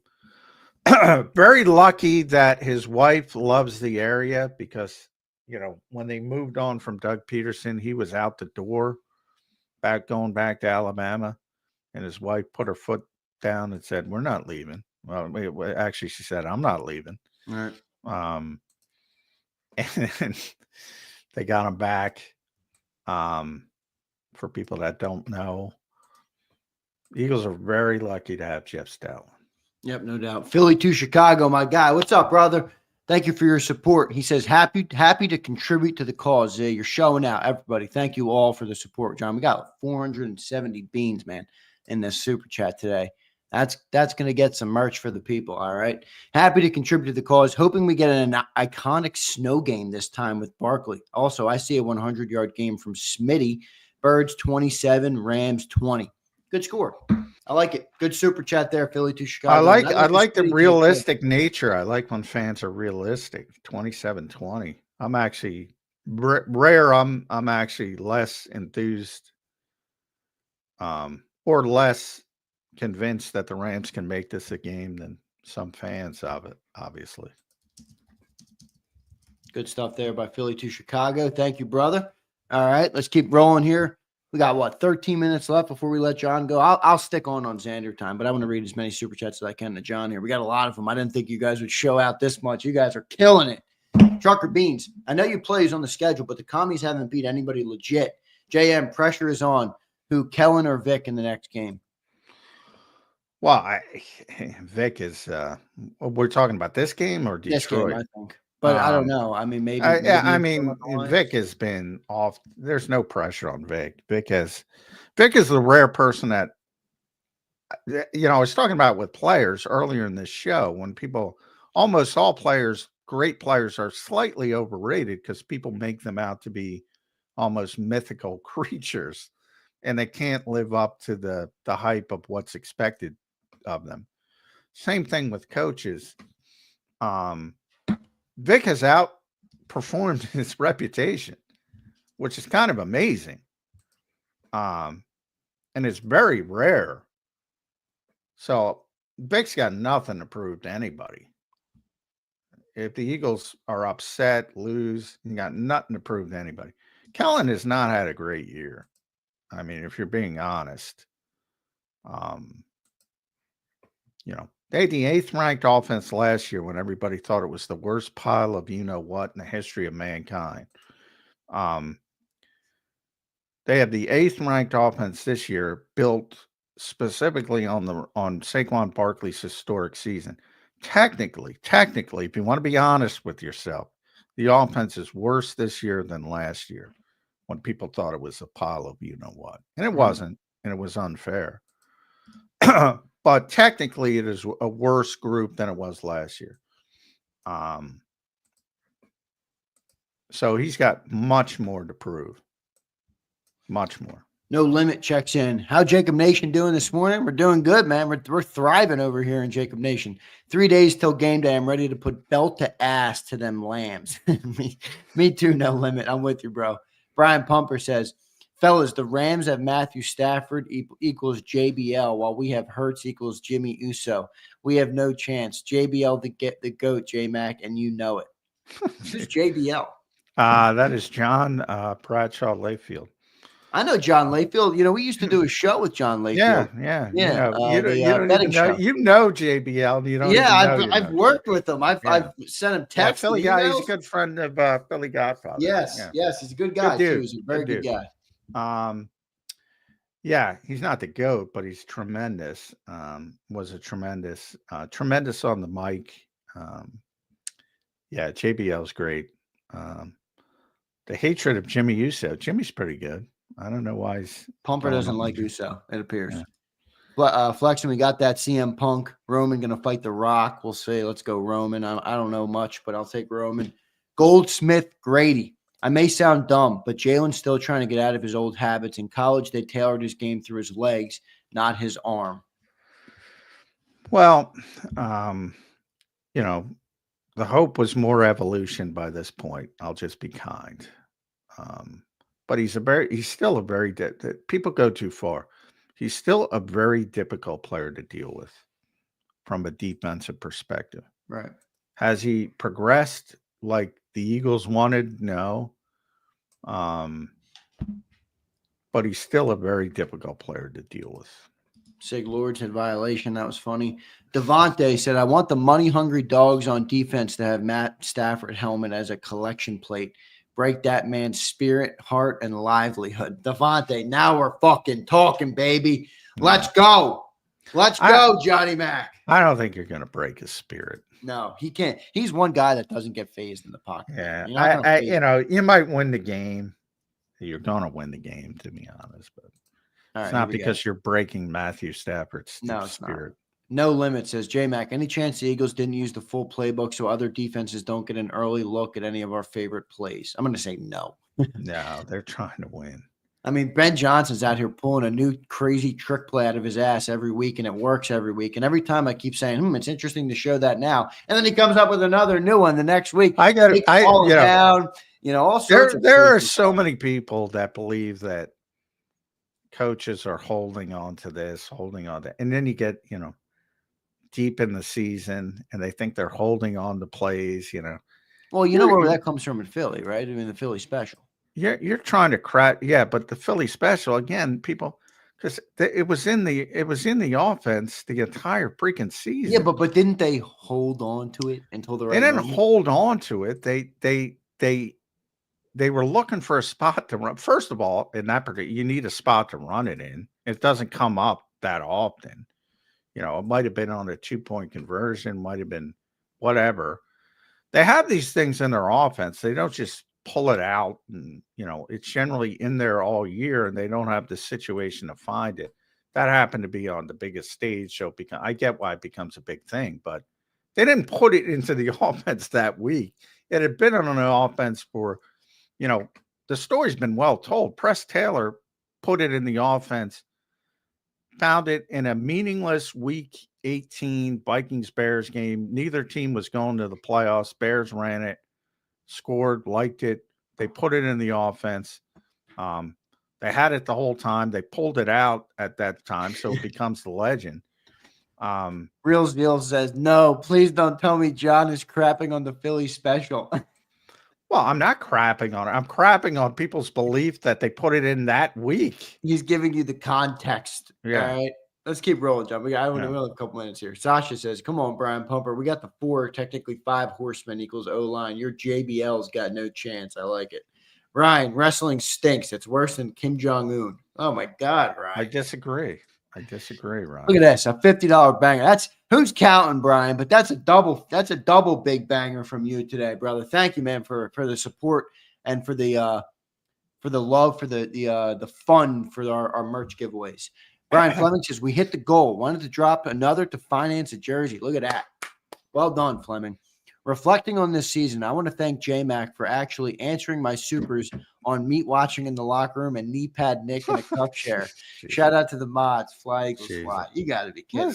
Torrey Smith said that about Grant Cohn. I can't speak to Grant Cohn. I just know a lot of people don't like him. I'll tell you what, he does a good. He is a fearless guy, though, man. Grant Cohn. He puts that camera up right in front of the player. He doesn't give a shit, man. And he goes. He does. Well, that's probably why they got kicked out of the locker room. But yeah, I Torrey probably shouldn't have said that. I don't know what Grant's doing, but yeah, you should have some professionalism. I will say that. Yeah, definitely, no doubt about it. Brian Fleming, thank you for the $50, brother. We appreciate that. Philly Don, John, how do you feel about QB working with outside coaches during the offseason? I know coaches don't like it. That I know. Yeah, you almost have to. They've scaled back off-season work so much that the great players have to do things on their own, and you have to find somebody you trust to work with you. Adam Daydew boy, who's the old guy?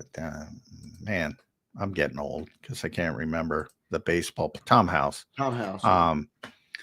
Those guys have been the go-to guys when it comes to mechanics, quarterbacks. Jalen went out there, and it helped him. Carson Wentz went out there, helped him. Then he stopped going out there during the pandemic. It seemed to regress. So those guys are well respected. Chuck Smith was always well respected as a pass rushing coach. He's now a coach with the Ravens. Lane helps run O-line masterminds with those guys. So it's become a cottage industry, tight end university. You have to work out on your own, and you have to get better. I just remember Stoutland talking about Jordan Mailata back in the days when the Alliance of American Football was going, and they were talking about being a developmental branch sort of the NFL. And we asked Stoutland the question, would he like, Mailata before Mailata was playing, would he like to get, some reps in a and Jeff Stoutland was like, I don't want anybody touching Jordan Mailata. I don't know what they're going to teach him. Yeah, that is one instance where I really see that, man. He built him from the ground up. And he didn't want it, but you almost have to do it. You have to do it as a player. And there's some guys with good reputations, and but coaches generally don't like it because they don't want, they're teaching a specific, way for a specific scheme, a specific offense, and they'd rather do it themselves, but they can't. So it's part of the game now. Good question, Philly Don. Thank you, man. William Stark, Zander, Kelly Green Kango cap with the Eagles logo would be cool. I don't know if I'd put a logo on there, William. I do have the Kelly Green. You can see right here. I'm surprised the NFL hasn't made that deal yet, to be honest. What? They put logos on everything. You know, Yeah, I'm surprised I haven't made the deal. The only Kango I've ever seen with a logo on it is actually this one. This is their American one. And they do this with an American flag. But that's the only time I've ever seen a logo on a Kango is an American flag. Let's go. Worst behavior. Had a work event at Cowboys Stadium, and the highlight was rubbing my bum on Dak's locker and doing the TO pose on the star in my Kelly Green jersey. Holy shit, worst behavior. What were you doing that's a no Diddy offense in the Cowboys locker room. That's when Dave Spadaro lost a lot of credibility when he spit on the Cowboys logo back in the day. Oh, I never knew he did that. Yeah. Well, he shouldn't have done that. Even if you're state-run media, which is Eagles.com, yeah, right. You know, try to keep it above board as much as possible. Come on, Dave. Well, Brian, fans are a little bit different, but not the best week for fans in Philadelphia because of some knucklehead. But yeah, keep it story. I mean, keep it respectful. Although I know that's a big reach. Well, there was also a problem in the press box when they spotted Robert Saleh. So. Look at Twiz. I'll take a shit on the star. Yeah, I would say keep it classy. Go Ron Burgundy. Twiz is saying, fuck that. I'm taking a shit on the star. Brian Pumper, JBL would smoke all your favorite wrestlers, aka overrated Cena. Rams plus Stafford this week, just like Vince's intro. We have no chance in hell. I don't like your a big wrestler. I like it. I like your JBL takes, but I don't like your Rams beating the Eagles take. I don't. No, it's not happening. I don't think the Rams. I'm not too optimistic about that. All right, we got them all. That's crazy. Thank you guys. You guys crushed it today, man. What a great show. 486 beaners on the super chats. All right, and we'll talk about that on Zander time. What to do with the giveaway. Johnny Mac, 10 o'clock. I got a couple more minutes from you real quick before we go. The agenda for the Eagles today, what to expect as we inch closer here to this divisional round game today. Practice is 2:30ish, somewhere around there. And then open locker room, talking to the players more. Saquon's usually a Thursday guy, so he'll get obviously a big part of what's going to happen. 2:25 is the actual time of practice today at Lincoln Financial Field. Typical Thursday for a Sunday game. Good stuff, Johnny Mac. Thanks for doing it today, brother. Big thanks to everybody in the chat. I'll stick on with some of you guys. But, John, just any final thoughts before we let you run, man? And then we'll talk to you tomorrow for a Football Friday. Prediction time tomorrow, though I think I gave it away which way I'm leaning. But who knows? Maybe I'll turn heel like JBL. And maybe you'll go Brian Pumper on us tomorrow. Yeah, maybe I'll turn heel at the last minute. So you got to tune in to find out, or it's a violation. There you go. John breaks his own rule. John, thanks for doing it, brother. We appreciate you.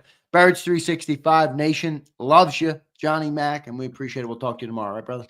All right, and good luck with all the merchandise. All right, thank you, Johnny Mac. There's John McMullen here on Birds 365. A great show today and great stuff by John McMullen, as always. I said it yesterday. I said it the day before. I'll say it again. He's the best beat reporter that exists in the city of Philadelphia right now. Okay. I don't think you get a guy that knows football like him, breaks it down, discusses it, explains it, is thorough, talks to the people. You know, that's the one thing I love about what the show does now compared to when we had Jody Mack. And I love Jody. I don't have any problem with Jody, but Jody's old school. He didn't even look at the chat. He didn't like it. He didn't look at it. He almost thought it was a disgrace. So we've incorporated you guys, and I think you've added like a great element to John, because John disputes narratives and he certain narratives, and then he he talks highly about a bunch of other stuff. So Jody read a few of my chats. Yeah, that was SMD. That's how you know you've been here a while, because Jody maybe read 10 to 15 chats in 3 years. So if you got a couple or a few SMD, that shows you that you had good chats. All right. Keith says new generation. Absolutely, Keith. No doubt about it. No doubt about it. Definitely a new generation. And Big Z is one of those people in that new generation. All right. All right, here we go. What should we do today? Because my issue is that I'm low. I told you guys I'm low. Now I do have one jersey left. All right. Devin Parker, if you're in the chat, all right. Devin, are you here? Let me know. Because I got to figure out what to do about your jersey. You said you won't fit in the large. So technically we got an extra Quignon to give away. Right. So let me see what I got. And then we'll talk a little bit about that. And then what I will do is I will poll the people. Today was a fun day because we did super chats for the fun to go and get more merch. All right. So I'm going to make a phone call. All right. I'm going to make a phone call after I get off here. And I'm going to see if I can get some stuff. All right. What did we get up to, by the way? 486.74. 486.74. Now YouTube's only going to give me 50% of that, but I'm still going to match the 487 and buy. I'll go a little out of pocket here. All right. I always go out of pocket a little bit. So what should I get? All right. Do you guys have, I'm leaning jerseys. All right. I know I gave away a bunch of sweatshirts and that was a lot of fun. Okay. Eduardo says salute the service. You guys like that? Izzy B, I can get like a woman's beanie, but I don't know. I mean, what kind of women's merch, Yeah, Devin. Devin, this is the problem. All right. This is the problem, Devin. And I'll explain this to you. And this is why Apple is a pain in the ass. And this is why Elon Musk, when he bought Twitter, bitched about Apple being a tax on the internet. So anybody who sends a super chat, first off, the super chat split with YouTube and me is 70-30. So we get 70, YouTube gets 30. I think that's pretty fair. We're using their platform. 30% big, but it's not unreasonable. Their platform is the reason that we have an audience, obviously. All right. The problem is when you do it from Apple, which 75% of our super chats come from Apple devices, at least that's what YouTube tells me. Apple takes 30% off the top, and then you split 70-30. So think of this. If I get $10 super chat and it's from an Apple phone, Apple takes 30% because it's an app on their phone. So now I'm down to $7. Now YouTube and I split the $7, 70-30, which comes out to like 50 to 55% of the total $10 is what I get. That's just how it works. I mean, it's, again, Tony says highway robbery. But Tony, here's the problem. All right. This is where my audience is. This is, if I had built an app that I could get all of it, you guys wouldn't watch it. I mean, let's be honest. You guys, maybe some of you guys would check in, but YouTube is a big, dominant platform. Apple phones are dominant phones. It makes it easier. It allows us to talk to you guys. It sucks, but it is what it is. I can't complain about it. Same with members, by the way. So anytime someone is a member, if you're paying $5 a month, Jacob's getting $250. So it is what it is. I use all Apple devices. Listen, I can say Apple is taxing the internet. I got an Apple desktop here. I got an Apple MacBook here. I got an Apple iPhone right here. I got an Apple keyboard here, an Apple mouse. I'm all Apple. That's all I use. I got all Apple shit. All right. So, actually, the one thing I do have is I used to have a Google Pixel, and I have a Google Pixel as my camera right now. So Google Pixel is the camera. Yeah. It is what it is. It's a lot, I know, but like I said, I got this beautiful platform with a beautiful community of people, an amazing community of people. I love talking to you guys every single day. All right. And I'm going to live with the fees. All right. I'd rather have fees on money than no money at all. Chief Keese becomes a member. Chief, thank you, brother. Look at that. JAKIB family, he became a member of. Thank you, bro. I appreciate that. And look at this. Mark William Stark gives us $15. Doesn't drop a comment. And I believe, if I'm not mistaken, he did that because it would put us over 500. And we are officially at $501. All right. When I woke up this morning, I had two things on my mind. All right. I got up around 6:30. I didn't go to bed till late last night. I'm not getting much sleep, but it's the playoff run. I'm good. All right. And I had two things on my mind. I'm like, Zander time today. Do I have anything to give away? And two, we got no guest. You know, what should I do to get an interactive show with the great people of JAKIB Nation? So I came up with the genius idea to do the Super Chat fund and re-up on the giveaways, because I know you guys want me to re-up this sucker. All right. So that was what I came up with. And you guys, I did not expect $500. Okay. I expected maybe $150, $200. I could go and get like a jersey, you know. But you guys really showed out. That's crazy. You guys are epic. All right. I got to look because, you know, I got this pile of stuff. I've been shipping stuff out slowly. So yesterday I shipped out another 4 things. Jay Ronamu, I shipped you out yesterday. Who else did I ship out? Dirty Air, I shipped out you yesterday. All Cards, I believe I shipped out you yesterday. And Salute the Service, Anthony Rossi, I shipped out your stuff yesterday. So I still will be shipping. Josh B, you got yours. Chuck Hutton, I'm still working on your Saquon jersey. That's going to be tough. My guy's out of Saquon jerseys. Everybody wants Saquon jerseys right now. It's very hard to come by.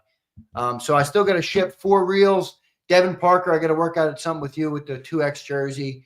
Chris Albright, I still got to ship you, but I'm waiting on your email back. James Jones, I got to order your Commander's hat. Who else? Texas T, I shipped out your 2 hats. Okay, so, and then El Yepa, you emailed me back yesterday, so I'm shipping yours out today. Okay, so I'm mostly done. I got a couple more things. All right, I got a couple more things to ship out. Maybe what, 5 more things. Devin Shanahan, I got to ship your white beanie. I didn't ship that yet. Yeah, my second biggest expense right now. No, not yet, Devin. I'm sending it maybe today or tomorrow. All right. I got Cilio, I got John, and I got UPS and USPS. I'm spending all this money to ship this stuff. It's fine though. I love it. All right, so let me see what I got. That's my plan. What do I got? I think I have a few more beanies. So Albright, remember, he didn't want to claim this because he wasn't a veteran. I got to do something for Albright.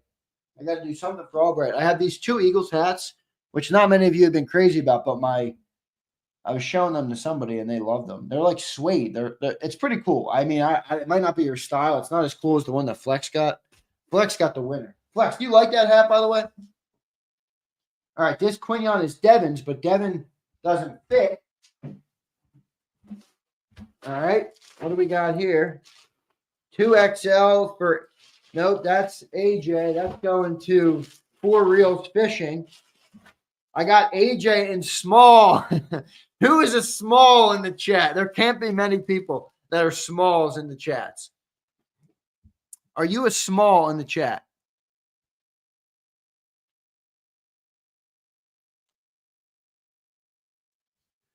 Is anybody a small?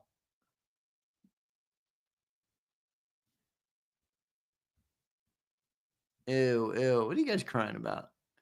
Keith, you're a small. Prince Callie's a small. All right. All right. Izzy B, a small. Josh B. Josh B, did you DM me back? I was hoping I wanted to see if you made sure you got your jacket yesterday.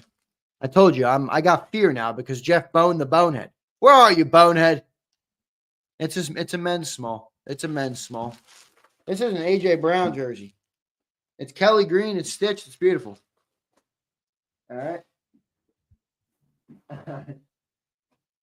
Boy, I'm happy we did our super chat today because I'll give away the jersey. I'll give away that AJ Brown jersey. It's a small. All right.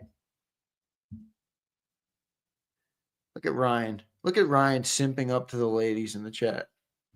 I'm happy we did this because I told you I got like nothing left. I gave away everything. Bonehead says he's picking it up Saturday. Sig Lord, what happened? You're gray. You're out, Sig Lord. You're out. Ryan says, Zander, I think you should legitimately get some Eagles ladies gear and do a giveaway for the women in here. Ryan, you know what will happen if I do that? I'll have a whole shitload of you people changing your name to Izzy B squared, SMD Eagles the third. What other ladies do we have in here? I know we got Diane. I know Diane's normally in here. I'm blanking on the one. What's the one girl's name? Bird Gang girl, I think her name is in the chat. Sue. I mean, we'll have people duping us. Come on, man. We'll have people duping us. We don't want people duping us. Most of the stuff can be worn. Like if I give you this sweatshirt, all right, and it's a large. Do women not wear sweatshirts if it's men's sizes? I mean, come on. Tell that to my girlfriend. She takes every sweatshirt I got. Sasha, are you a girl? I told you the story when I was younger. I knew two Sashas. One was a female and one was a Russian hockey player. So I never know. Is Sasha? Yeah, Mesmerized is already trolling. He says, I'll start identifying as a women's A. It's the trend these days. Isabel Krause. That would be my beautiful sister. And it's not spelt like that, Suplex. Katie, there you go, Katie. If you guys show yourselves, maybe we have more women in here than I think. YouTube tells me, let me look at what YouTube tells me. YouTube tells me that my analytics, and I'll pull it up right now. Let's go to the last 90 days. All right. Last 90 days. We got 4 million views in the last 90 days, if you can believe that. All right. Let's look at the audience and let's look at the breakdown of the genders. 94% United States, 1.5% Canada. So if you're a Canadian, you're one of 1.5%. Male. All right. Who wants to guess what the male audience is? All right. I got it. Last 90 days, what's the male audience? SMD, you are so obnoxious sometimes. 94.4%. Well done, Zeal. 94.4%. Okay? 5.6% female. 5.6% female. All right. I'm doing giveaways. I gotta play to my odds here. All right, people. I gotta play to the odds here. Not Katie. Kateri. Kateri. All right. Kateri. SMD. Why are you hating, SMD? Don't be a hater. Are you in a bad mood? Did you not have a cup of coffee yet today, SMD? What happened? Did you just come from Cilio's show from yesterday or something and he put you in a bad mood? What happened, SMD? What happened? Mesmerized. You're one of you. Actually, there's a smaller percentage of you guys than there is women. So Canadian, welcome.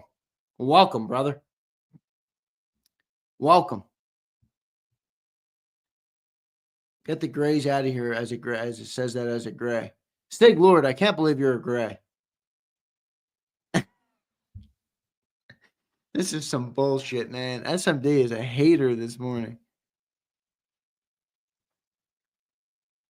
Crashing out. Zander needs to stop being so sensitive. He can't even take a joke anymore.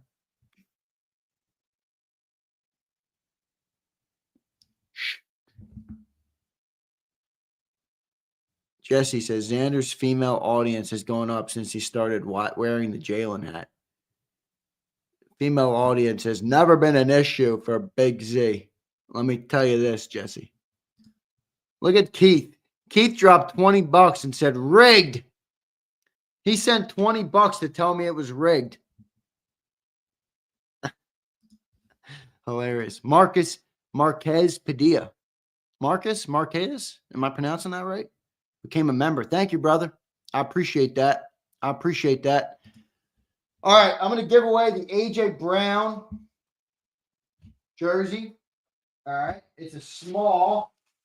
So if you win and you don't fit a small, do you have a child to give it to? Do you have something to give it, somebody to give it to?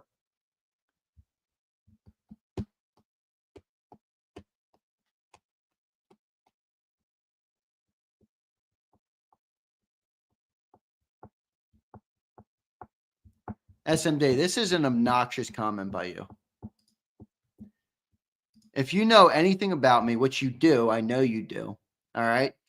Kango hats for me are way more than just a style thing, okay? Way more than just a style thing. Kango hats are a generational thing for me, all right?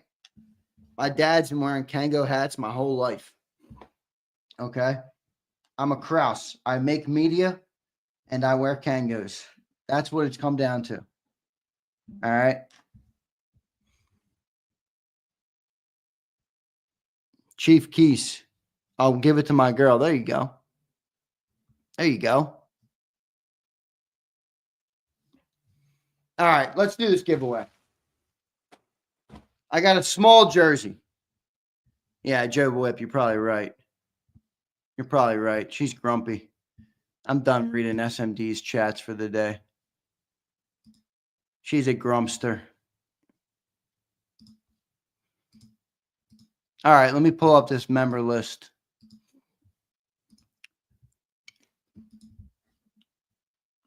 What do we got? Man in Black is back as a member. Nice. Welcome back, brother. Holly, there you go.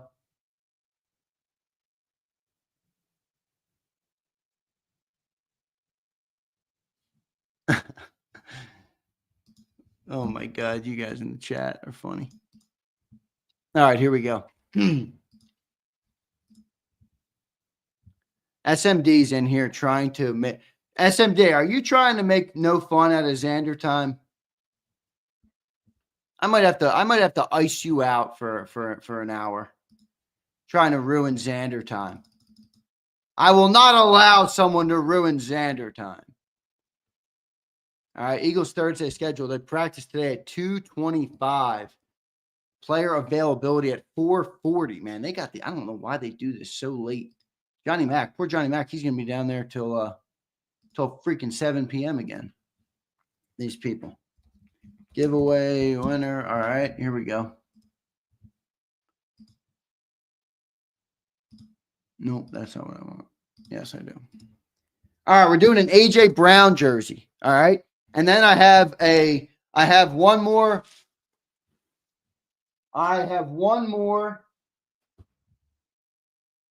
Where's Devin Parker? Is Devin Parker in the chat?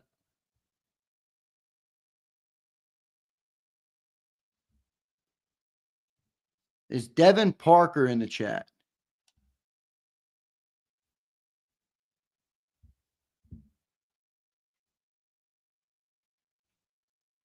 Where's Devin Parker? Because I want to do a legend giveaway too.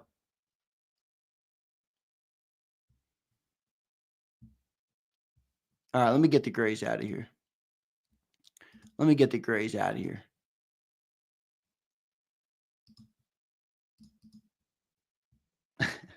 Sabrina, you're getting booted because you're a gray. I'm sorry. I appreciate you, Sabrina. Now that I know that women are only 5%, I knew it was low. All right, I knew it was low, but you now have a special place in my heart because only 5% of you guys. You're rare. You're rare. Legends should be anytime. What do you mean, What do you mean, Twiz? Yeah, we got a good amount of. Oh, Izzy B, you if only you knew. All right, here we go. Brandon Howard says you rock. Yeah, we got the legends. The amount of legends that we've had has grown up a lot. Has gone up a lot. All right, I think we have like 25 or 30 legends, which is epic. I mean, that's really dope. That is really dope. All right, let's do this jersey giveaway. I got the list of names here. I'm importing it now, and then I'll share the screen with you guys like I always do. All right, nice and transparent, even though half of you guys will probably be crying about it. Half of you guys will be crying about it. We know for sure SMD Eagles is going to be crying about it because she's been crying about a lot of stuff this morning. Philly Don, you're on there. Don't worry, brother. Xanta never left, man. The only difference between me and Santa is I never left. Santa's only here for 1 day a year. I never left. All right? I never left. All right, here we go. 489 members. All right? 489 members. Now, James Carver, he shifted the scales a little bit, I will say, because you remember like what was that, 3 weeks ago? He gifted what? He gifted 100 members. So we had we had I think that would be fair, Izzy B. I think that would be fair. We've only had one repeat winner, and it wasn't really a repeat winner. It was, but it wasn't. It was Jason 18, but Jason 18 won a contest for the best super chat on Cilio's show. He wasn't drawn from the picker. And then he got picked. And then, by the way, he won a Saquon jersey. Well, he won like another sweatshirt. I didn't want to give him a second sweatshirt. So I upgraded him to a Saquon jersey. And then I realized I needed the Saquon jersey because I couldn't get any more. And then I asked him to take a Quinion jersey, and he took the Quinion jersey. So he worked with me. He was generous, all right? He was generous in his receiving of the giveaways. Iron Mike, your name is not picked. Not yet, all right? Hang in with me, Iron Mike. Hang with me, Iron Mike. Here's our 2 new members, Marquise or Marquez. Again, if you're in the chat, correct me, all right? Chief Keese. I like this name. Reminds me of Chief Keef. Yes, Izzy B, you're removed. No, I'm just kidding. You're down here. Where are you? There you are.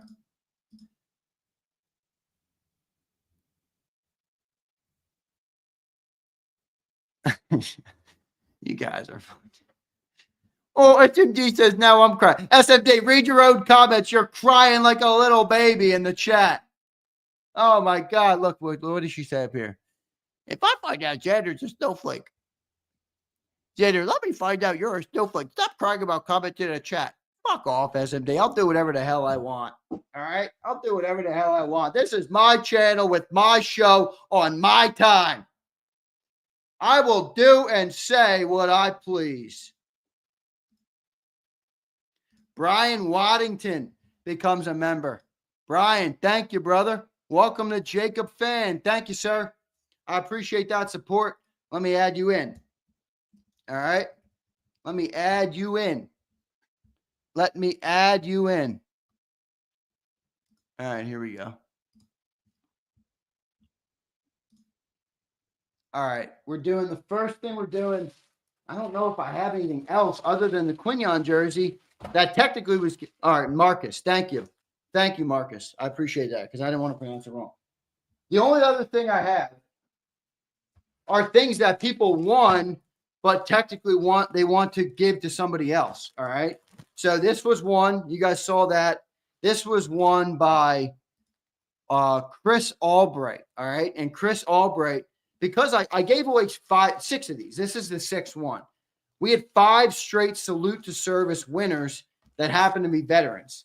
The 6th one wasn't a veteran, so he wanted to give it to a veteran, but I told him you won. So what I'm gonna do is I'm gonna get him something. I'm trying to get my hands on a jersey for him once I hear back from him via email. He emailed me once, but hasn't emailed me back. So I have this technically to give away, but I didn't want to give it away until I worked out a deal with Chris. And then I have the Quinion jersey. Wait a second. Quinion to Devin. 2X Cooper to Jean. Did anybody else win a Quinion jersey? He won the black Cooper to Jean jersey. Kelly. I think I should. Yeah. All right, we're in good shape. All right, here's what I got. I got the two gifts that someone yet hasn't. Well, they're gonna give them back. All right. So these I'm gonna put aside though until I work out the deal with them. These will remain in the giveaway pile. I have to work out a deal with Devin Parker and Chris Albright. All right. Those are going to the side. We still have a Quinion jersey. All right. I still got a Quinion jersey. This will be the Legends only giveaway today.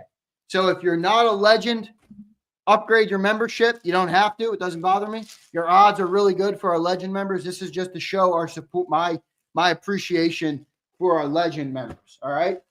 This will be a regular giveaway today. AJ Brown. It's a small. All right. That's a little tough. That's a little tough. That's a little tough. I will do that. And then I can do a hat. All right. I got how many beanies do I have left? That's Devin's. I didn't ship that yet. This is Texas Tees. All right. So I got one beanie left.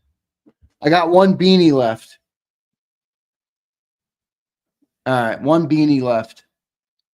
White beanie.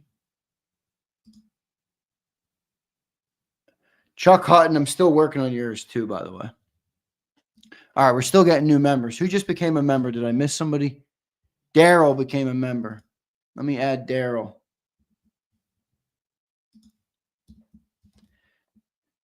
Darryl. Daryl, thanks for becoming a member, man. I appreciate it.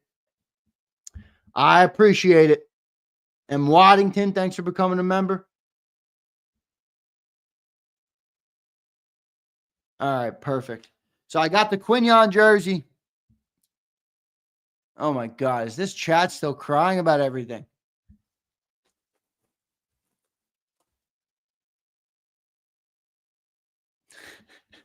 Jason A-Team says, the beanie I got is already beat up. Yeah, you must have been wearing the shit out of it, A-Team. Did you put it in your washer machine? Look, I'll read. This is the same beanie, isn't it? Look, and I got more. They're all the same brand. They're all New Era.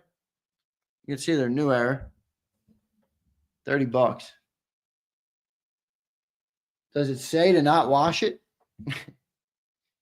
It might say to not wash it.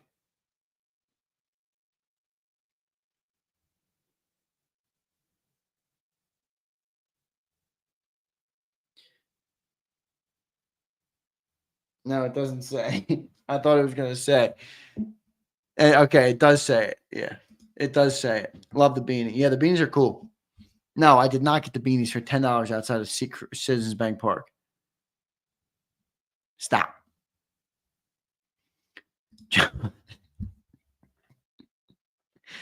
Joe Whip, good thing it's so fucking cold with all the snowflakes in here. I know, Joe. There's more snow in the chat right now than there is on the freaking ground outside. Did it start snowing yet outside? Is it supposed to snow? Oh, my snow's dried up a little bit. All right, here we go. First thing, AJ Brown jersey. Let's do it. Who wants me to search their name? I'll search it. Confirm. Shuffle. Twiz the jig, and we need a sanctioned boxing match for JAKIB users. All I see is yapping. I know there's a lot of yapping this morning. You know, I think everybody's on edge, Twiz. I don't know why. I feel like we're going to win this game pretty easily. Everybody's on edge. All right. Everybody's on edge. All right. Here's our new members. Daryl just became a member. Daryl, thanks, brother. Appreciate you. Appreciate you. Brian Waddington. Brian, thank you, brother. And Marcus Padilla. Thank you, brother. Appreciate it. Chief Keese. Thank you, man. Man in Black rejoined. Thank you, Man in Black, if you're here. I'm not sure. No limit. I'll search for your name. All right. No limit. There he is. No limit. No limit. Cilio keeps us on edge. Yeah, you could say that again. You could say that again. All right, who else do we need?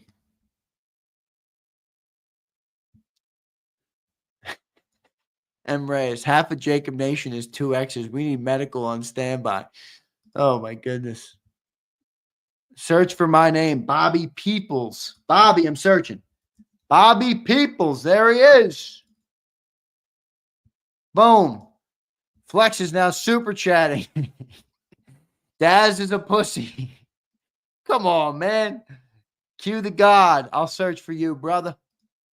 Q the. There he is. Boom. You're in here. Como se llama?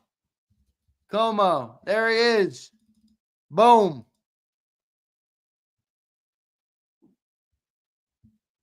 All right. Who else? Ryan, if you call me Alex, I will block you. I don't care that you're a member. I'll search for you, though. Not that Ryan. Not that Ryan. That's Pat Ryan. There's Ryan with no last name. Just the regular Ryan. That's you. That's you. James Jones, Daz. I'm not sure what that means. Chat Warriors are out today. I don't even know what you guys are talking about. What am I missing in the chat? Can somebody fill me in? Can somebody fill me in on what's going on in here? Can somebody fill me in on what's going on? All right, Ryan, you're in there. Who else needed me to search? You're missing World War Z. Chat's always going off. Brian, thank you for this. Not missing anything. All nonsense. I love the nonsense, though. I love the nonsense. Except for Junior being like, don't like. SMD, get back to bed. You need a nap. I can tell you need a nap. You need a big-time nap. A nappy nap. All right, here we go. Whoa, we're starting. Come on. I think I did no shuffle, so let's see if it works. 3, 2, 1. James Jones, you got to be kidding me. I'm gonna.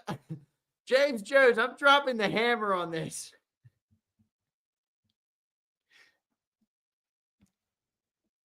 Told you it's rigged. Where is this motherfucker? Time to order another Redskins shirt. You got to be kidding me. Where is he? Is he in here? Where's Brian Fleming? He dropped $150 worth of super chats today. Brian, are you in here? Look, Brian, a $50 banger and a $100 banger. Brian, are you in here?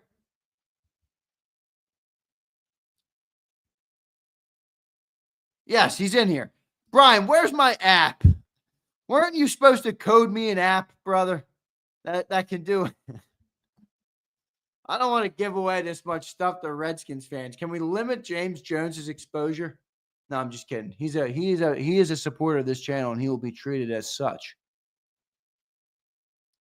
Where is he? James, this is what I'm going to do for you. I got an idea, all right? I don't see him. Is he in here? Nah, he's got to be here. He was here like a second ago. Didn't he just drop a super chat? Literally 10:33, he sent this super chat. There he is. All right, James.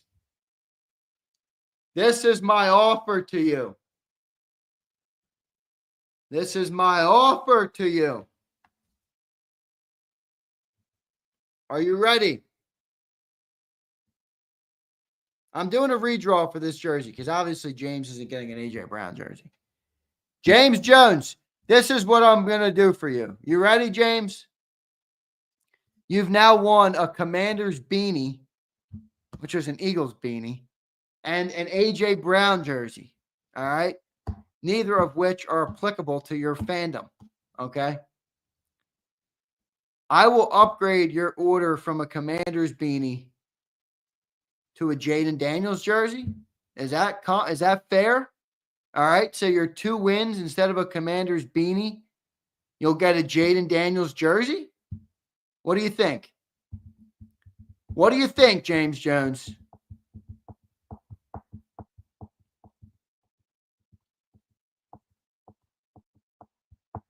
He said, yeah, I'm good. The red one.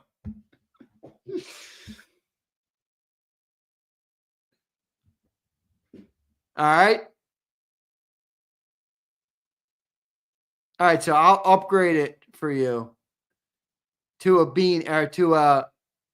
to a Jaden Daniels jersey. I can't believe. Can I Venmo you the money so I don't start getting promotional emails for fucking Jaden Daniels jerseys? All right. Yeah, Jason A-Team got a jersey upgrade too. Get him a Carson Wentz jersey. Great idea. All right, James. I know you said that you'd like to get. You wanted what? All right, I'll DM you. You want a jersey for you, or do you want a jersey for I know you got kids. You don't want one for your kid, do you? They're the same price. It doesn't matter to me. You can DM me though, whatever size you want. And yes, I like this. Q, good job. Good job by you. All right. James Jones, in order for you to win, all right, because I can come in with the Maloik. In order for you to, my kids are straight. Give me the jersey. I love it. All right. In order for you to win, James, you must put in the chat right now a Go Birds in all caps and a couple exclamation points with nothing else there. It must be Go Birds in all caps, nothing else there. All right. If you do that, you'll have a Jaden Daniels jersey delivered to your place. If you're not willing to do that, the Maloik will come in on you. All right. The Maloik will come in on you. So choose wisely. There it is. Yes. All right. He's in. He's in. Screenshot it. Put it in Commanders chats. Use it against James Jones. All right? Use it against. No, we're not. Brandon, I'm a man of God. I don't believe in karma. All right? I don't believe in karma. So I'm not buying that. But why would this be karma? We're getting a Redskin fan to cheer for the Eagles. Screenshot it. Violation. Get him out of here. Yuck.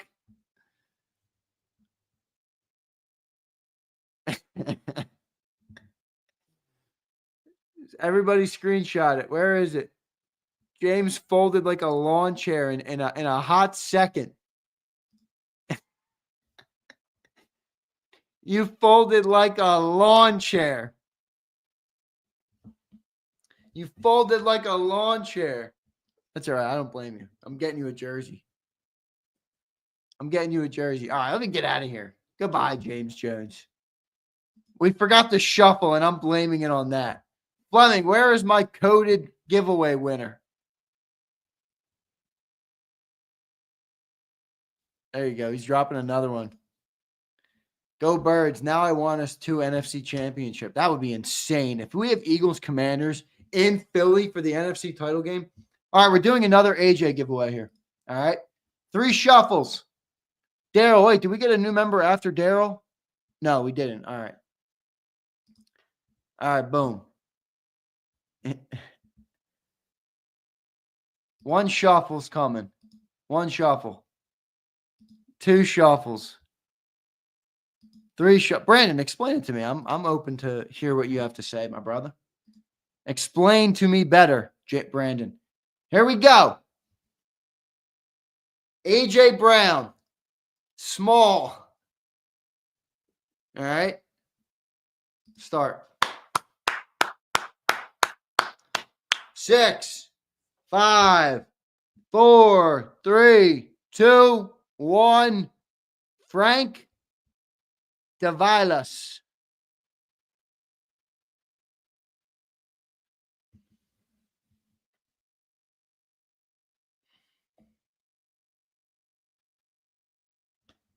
Oh, Brandon. Brandon says James is trying to jinx us. He wins fair and square, and you got him looking like a clown. No, I don't have him looking like a clown. Are you kidding me? He won 2 giveaways from the channel that he supports. James Jones has been here a long time. I can tell that you're superstitious, Brandon. I can tell that you're superstitious. Frank, are you here? Run it back. Out of here. Get him out of here. Get him out of here. I mean, Brandon, you might redefine the word superstitious. You're worried about James Jones typing a "Go Birds" on a YouTube chat. I'm not worried about that. That shit that's not going to make me think we're going to lose to the Rams of some sort. All right, he's done. Frank, you're done. Frank, I've also never once seen you comment. That doesn't mean you're not a great supporter. We have a lot of people who don't comment. I get emails all the time from people that say, I don't comment in the chat. It's a little intimidating. That's what people say. Start. I don't know why they're intimidated by you guys. 1 shuffle. 2 shuffles. 3 shuffles. Start. Come on. 2, 1. South Jersey D. Come on, man. With the what's up with you guys putting D's in the end of the names? It makes me sound goofy. South Jersey Dash. I'll call him that. Are you here? You're good, Brandon. I got you, bro. Izzy B with another pause comment. Izzy B must have had 14 to 15 of them this week. Burner account, redraw. South Jersey Diddy. Pause. That's a pause. I'll give you a pause. Get him out of here. Next. D for Diddy. Get him out. What's a pause? I'll have somebody explain that to you in the chat. I'm not going to do it. If they ain't here, send them some Kleenex. Treg, you my grandkid. Yo, Flex. See, Flex to me is now, I've now put a face to a name with Flex. All right. So as far as I'm concerned, everybody in here could be a catfish except for Flex, because I know Flex and Jason A-Team. Jason A-Team I think I met a couple of you other people, but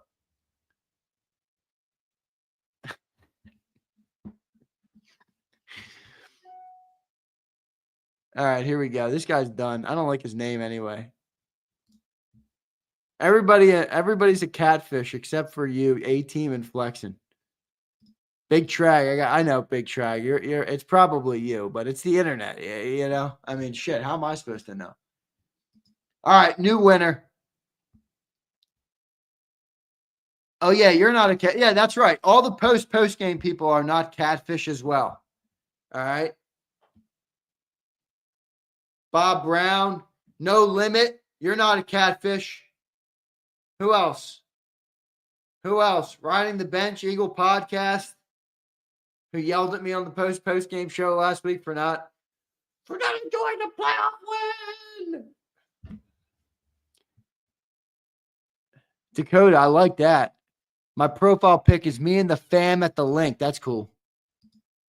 Yeah, Zill, you could be. Jacob to the moon. I like that comment. I'll leave that up for a second. All right, let's look through this next winner. All right. Izzy B. Oh, you have no clue. This is the internet, man. You have no idea what I've seen in the last 5 years in these chat boxes. SMD is still crying in the chat. She says I'm crying, but she's the one who's crying in the chat. 1 shuffle, 2 shuffles, 3 shuffles. Start. Come on. 3, 2, 1. Joey S. Who the heck is Joey S? Joey S, are you out here? Joey S. Fake ass names. Keith is still claiming fake. Call Brian Fleming and tell him to get me my I did not pick this last week. Stop with that. You guys are becoming more and more ungrateful the more giveaways I do. All right, is there a Joey S in the chat? Joey Sills. Joey S.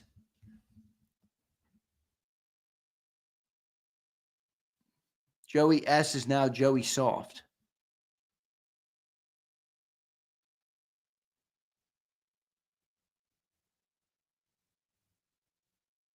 I know you don't, James. That's why I'm happy to give you a jersey. Thank you, brother. Big Sills got family in here. All right, he's done. Joey S. Joey, goodbye. Joey C. I like that one. Good one. All right, here we go. We're going rapid. Confirm. 3 shuffles. 2, 3. Start.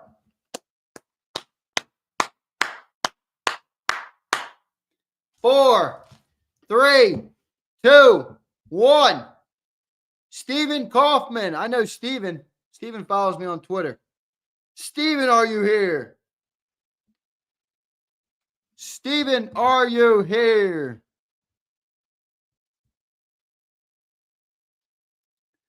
Steven.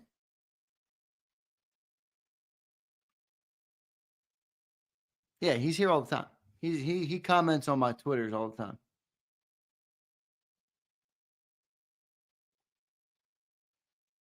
Yep, I know I need to change the Kango to the green Kango.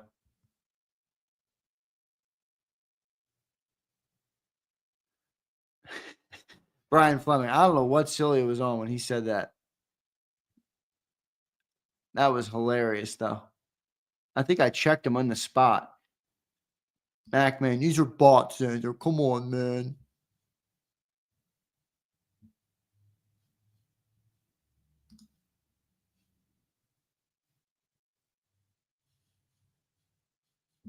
These are bots, Zander. Come on, man. MacMain, shut up. I just pulled the list of members directly from YouTube.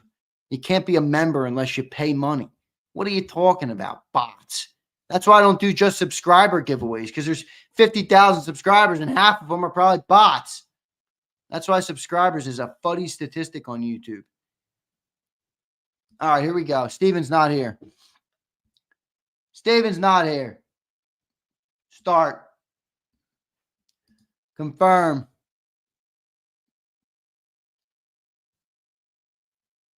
One shuffle. 2 shuffles. 3 shuffles. Start. 6, 5, 4, 3, 2, 1. Ron Powell. Why does that sound like a one of those? I guess never mind. I'm not gonna say it.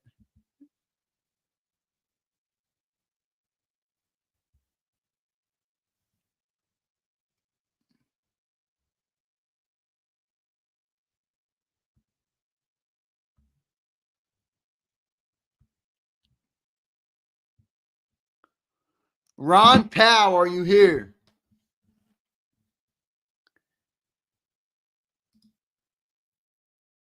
Ron Powell.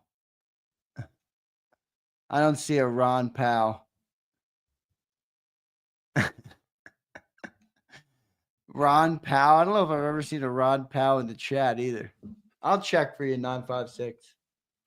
You're there, though. Sounds like something Mike Gill ordered at a restaurant in Thailand. That's a great comment.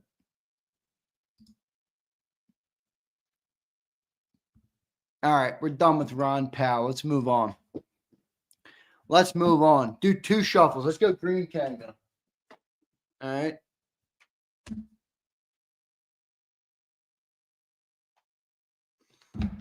All right, here we go. Green Kango might give us some better luck here. Who wanted me to search? Who wanted me to search?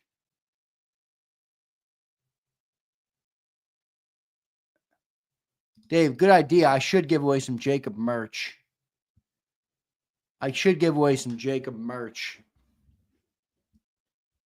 All right. Who wanted me to search? Was it 956 or something? Nope, not over here.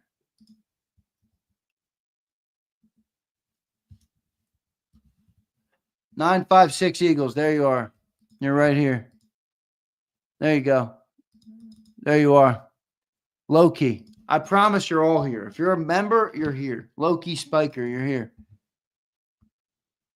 Walmart. See, this is a new name. Did you change your name? Because I thought you used to be like Elijah. Walmart. What's that name? Walmart is lit. There it is. I got you.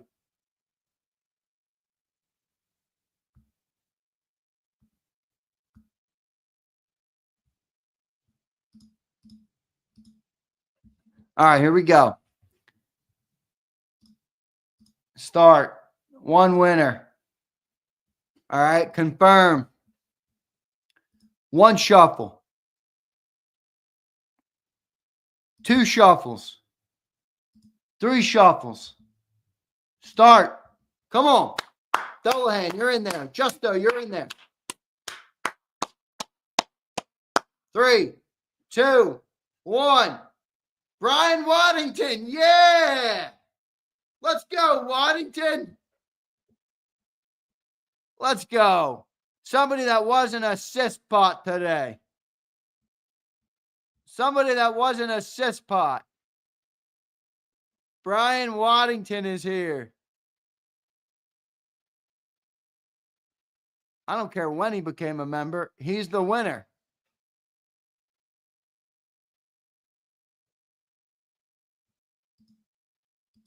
Let's see. Is he here? At 10:26, he became a member. Talk about an ROI, folks. Talk about an ROI. Brian, what a play for you. The investment of the day. All right. Brian, does a small, what do you got? Is a small going to work? Do you have a kid to give it to? All right. Because I don't have anything to replace it with. All right. I don't have anything. I already have 3 things I got to replace. Clutch. Brian, let me know. All right. I'm sending it to you. Brian, do you have somebody to use it? Congrats to Brian Waddington for becoming a member and winning. Pumper, I had one small jersey of like 13, dude. I had one. There's a reason I gave it away last because I knew nobody would be wanting it. If somebody asked for a small, I would have picked it. I would have given it to them though. Where is Waddington? Where is Waddington?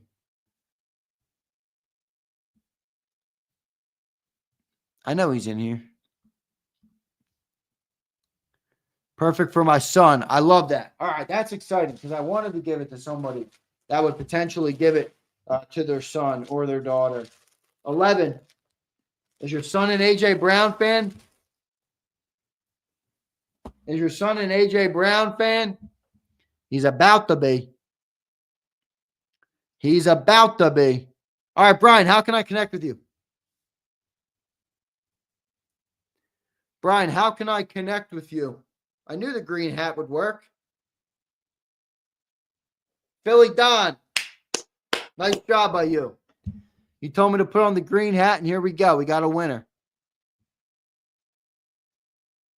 Yes, you can. That's probably the best thing for me to do. If it doesn't fit, swap it for JAKIB merch.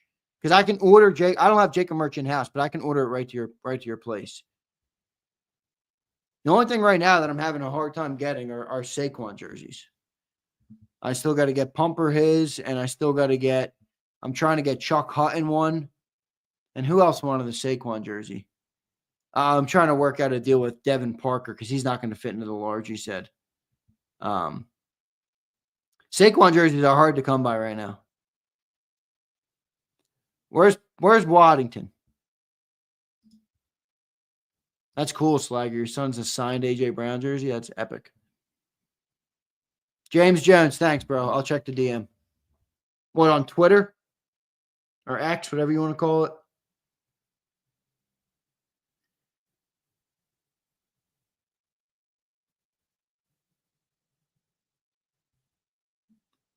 Sig Lord, I just got your DM too. James Jones, I got your DM. Thank you, bro.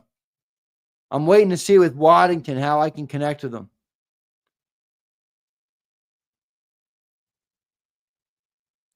Flex, did your jersey fit you, by the way? Did you try on? Also, Flex, I meant to ask you. You know, Twiz was making fun of me for my notes that I write to people. I always write people a little note. Now, you got these little JAKIB postcards. Where are they? Oh, they're over there.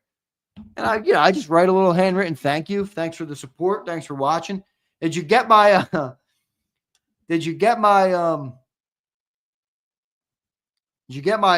my love note, I guess we could call it, Flex? All right, good. It fits you. Nice. Nice, Flex. Where's Waddington? Did he answer me yet? I want to do the next giveaway. I got the note. Yeah, Josh.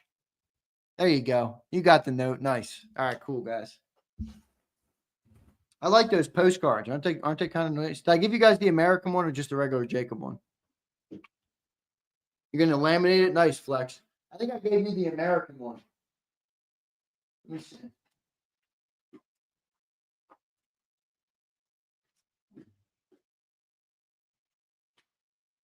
Where's Waddington? Did he answer yet? Does this guy win a jersey and dished it out? Yeah, A-Team. I didn't have these when I gave you your giveaways. Love note is diabolical. Well, Mac, I just write a nice note, and of course, leave it to Twiz. Leave it to Twiz. Look, I got these postcards. See, so I just write a note. It's got JAKIB stuff on the back. Yeah, you can. Cue the guy. It's on JAKIBsports.com. Twiz says love note. It's not a love note. I just write thank you. Thank you for supporting what I put my life's work into. What I spend all of my days doing. I appreciate people that support the channel.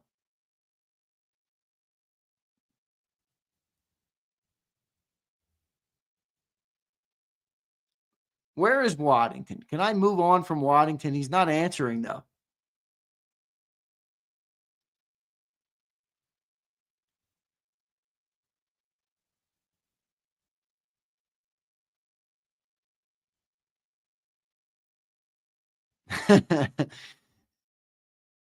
I don't think, Cody K. I don't think so. I'm not huge on the logo on them. Like, wait, where do you want me to put the logo? Here? Above the Kango logo? Oh, did you send your... Wait, what? No, you got to email me. I'm going to give you my email. You want me to find your email? No, your email's not going to post. Your email's not going to post.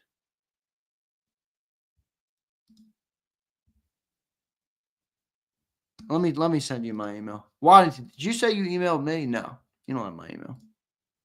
It doesn't come through, Waddington. YouTube won't. YouTube is weird. Like, they won't let people share stuff in the chat, like personal emails and stuff, or like links. I don't know why, but they don't let you share other stuff in people's chat. All right, there's my email. JAKIB Kango would be cool. On the side, I don't know, man. I guess you could put it up here, but you're not going to see it. I don't wear this style forwards ever. I like this style backwards. The ones I like forward is this style. This is a different style. This is a different style. See, I like these forwards. These are cool because they like fit like a hat, but they're a little bit. They're not as. I like this style best. All right, here we go. Did you get my? I have to enable that. I don't know. Where would I enable it? Because I looked through everything on the YouTube settings. I don't think so.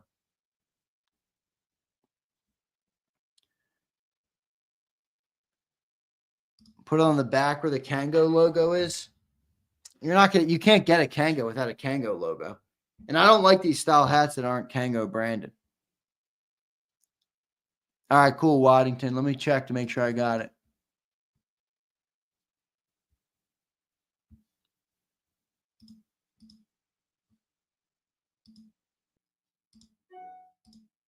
Brian, is that you? Because it's showing up as not your name. I'm sure you did, Big Trag. Is Laura Lee correct, Waddington? What's going on here?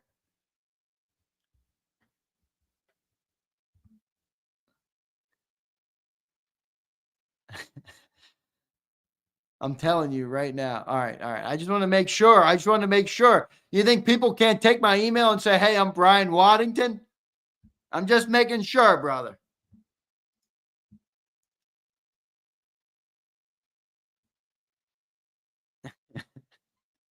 All right. I got you.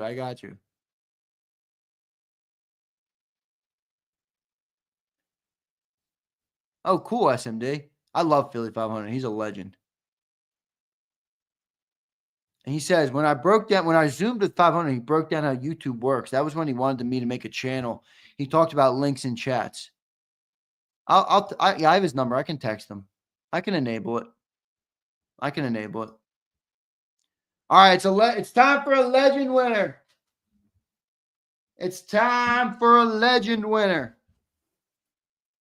AJ Brown is going to Waddington. Another winner. Now, we got Quinyon Mitchell. All right. Is this Quinyon? Yeah. Quinyon Mitchell.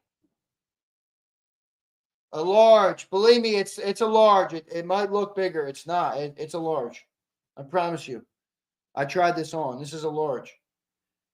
Here it is. All right. And they are nice, very nice jerseys. Very nice Quinyon Mitchell jersey here. JM Ruiz says it's a big large. It is a little bit of a bigger large, but it's definitely a large. It's not an XL. Low-key, that's not used. Look. I just took this out of it. Still got the tag on it.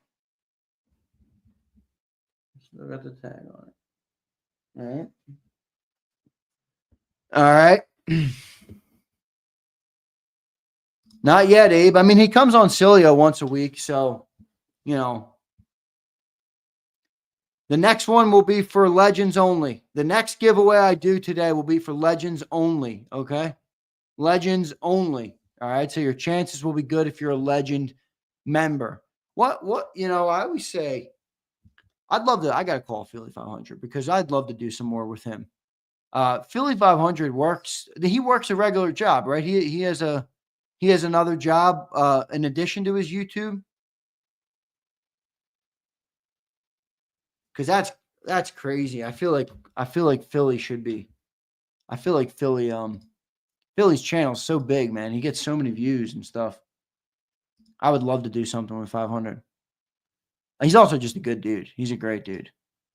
All right, here we go. If you want to upgrade to a legend member, I'm going to share the link now. Jay Parker, that's good with me. I'm a legend in my own mind. I can respect that.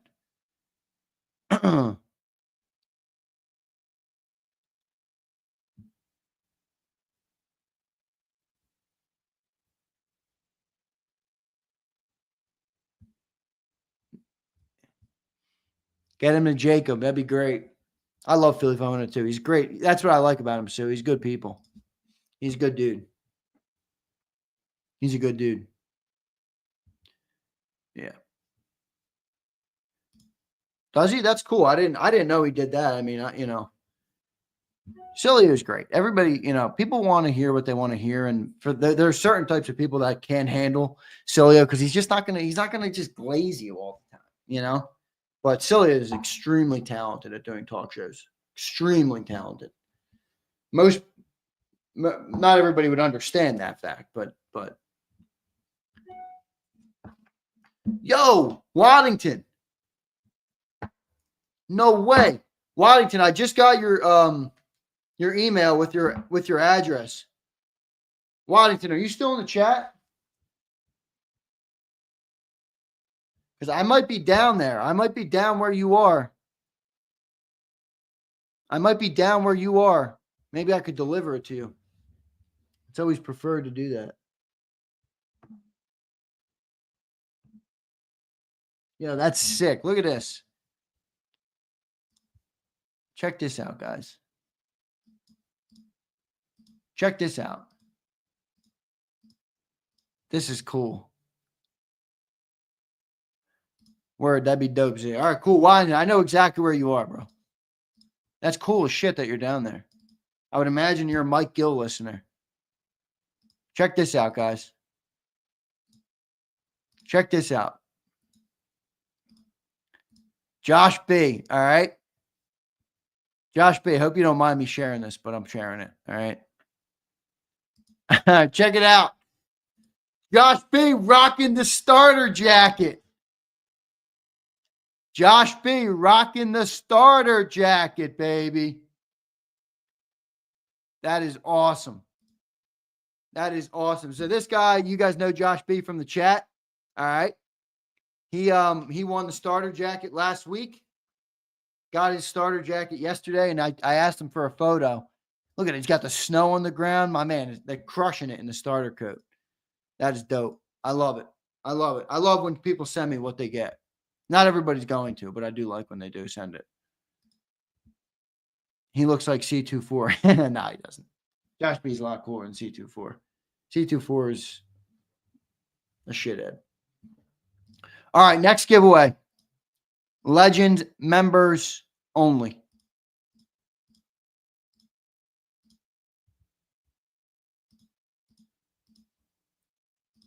All right, here we go.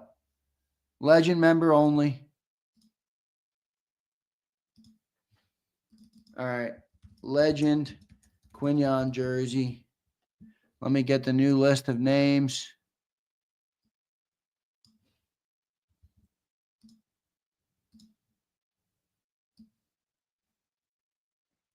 Let's delete these 490. All right.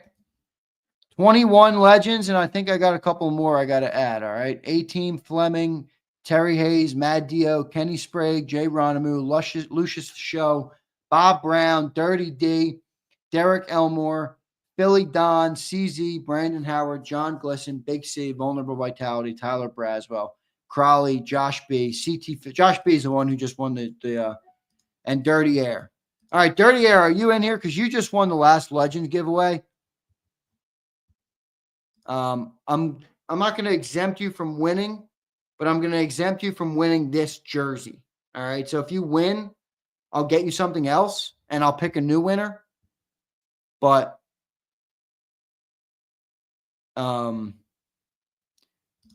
Air, if you win, I'll get you something. But I don't want to give you another jersey, a Cooper DeJean, and then a Quinyon jersey. I would like to see if I can get another winner. All right. All right, here we go. Dirty Air's here. Yeah, I got him. I see him.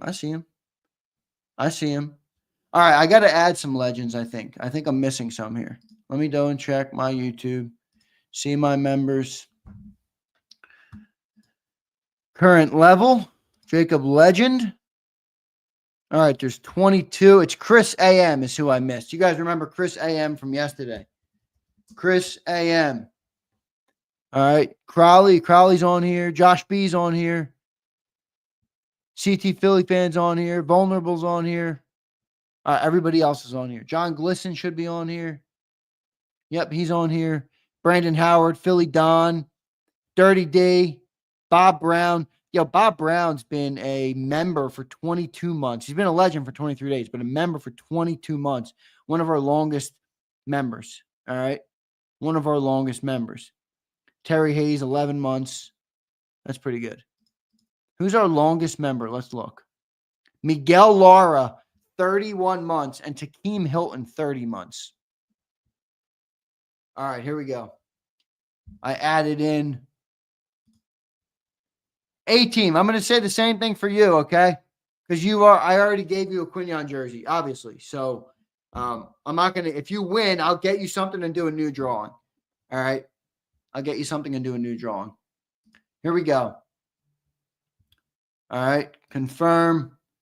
22 members that are legends. All right. So you have a good odds. Oh, Josh B. Sent you a picture of the jacket on. Thanks, Big Z. Josh B. It looks awesome. I shared it up on the screen. Hope you didn't mind me doing that. All right. A-team, if you win, I will 100% do that for you. I'll get you a JAKIB. I'll get you this sweatshirt and the JAKIB hat. All right. That's what I'll do for you. Bob is a legend. Yes. All right, here we go. I'm going to do 3 shuffles, same thing. 1 shuffle, 2 shuffles, 3 shuffles. All right, Jay Ronamu, same thing. You won a jersey last week as a member, a legend member. So if you win, I'll do a new drawing. All right. The idea here is to have a new winner for the jersey. All right, here we go. Come on. 4, 3, 2, 1. Philly Don. Yeah, Philly Don. I've been waiting for you to win. Philly Don. Philly Don. Let's go. I know you got to be in here, Philly Don. You got to be in here. You got to be in here. Yeah, Ron. All right, cool. I didn't see your message. And I'll do the same thing for you, obviously. Where's my guy, Don? Don's the winner, all right? Don is the winner. Don's been waiting patiently. Let me make sure he's here.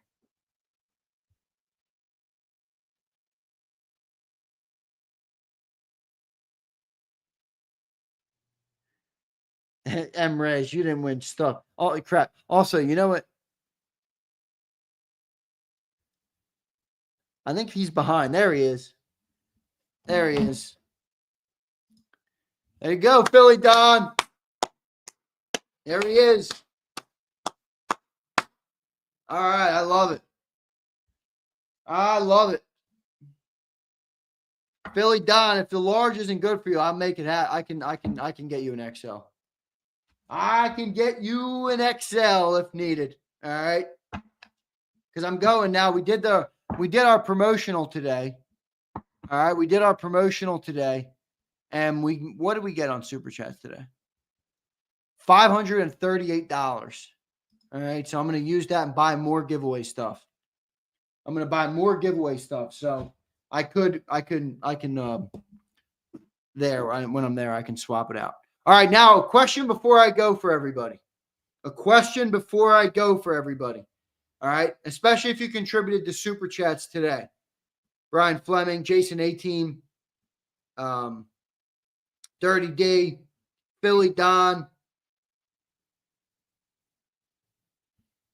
If I go and get giveaway stuff, is there a name that you want? Is there a name I should look for to get? I saw someone say Jalen Carter earlier. Maybe that would be a good jersey. AJ Brown, Jalen Hurts, BG. I can't get my hand on BG right now, dude. I don't know. My guy doesn't have BG. I ordered a BG jersey a month ago for Pile Driver, and Fanatics canceled my order. Ran 3 weeks later. I'm like, what? So I don't know. I don't know what the deal was with BG. I got you, Philly Don. I see your DM.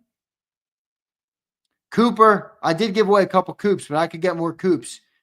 See, SMD says Zach Bowen. That'd be a great one. SMD, you know what my fear was with Zach Bowen? My fear with Bowen was that he wasn't going to be here next year. But I think Howie's going to pay him. Definitely not getting Bryce Huff. Nate Jerry, good one. Nolan Smith would be good. He's coming along. Sidney Brown. I don't think he'll have Sidney Brown. Remember, he doesn't have everybody, so he's going to have more popular names. I'm pretty sure he had a Carter, though. Yeah, see? So that's the problem. That's why I try and get Eagles that will live in infamy, at least for the most part. We don't know what Cooper DeJean and Quinion Mitchell are going to be, but we know we got at least 4 or 5 years of them. All right. Reddick, it would suck to have that jersey. That's my fear with Zach Bond or Milton Williams. I'm not doing anybody on a contract year, SMD. Zach Bond I would consider because I think they're going to sign him. Devontae Smith, he would be a good one. Devontae Smith would be a good one.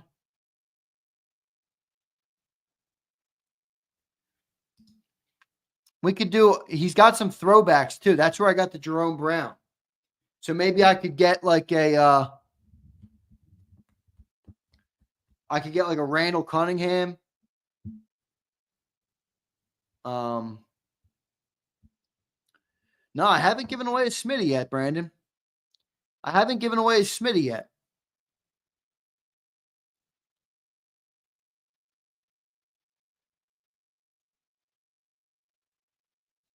Well, SMD, don't you think that kind of makes sense? Like, I don't know. Is Milton Williams going to get re-signed with all the things that we got to do? Maybe not. I do think Bond will be back. And Bond making first team all pro, I feel like we got to do one. We got to do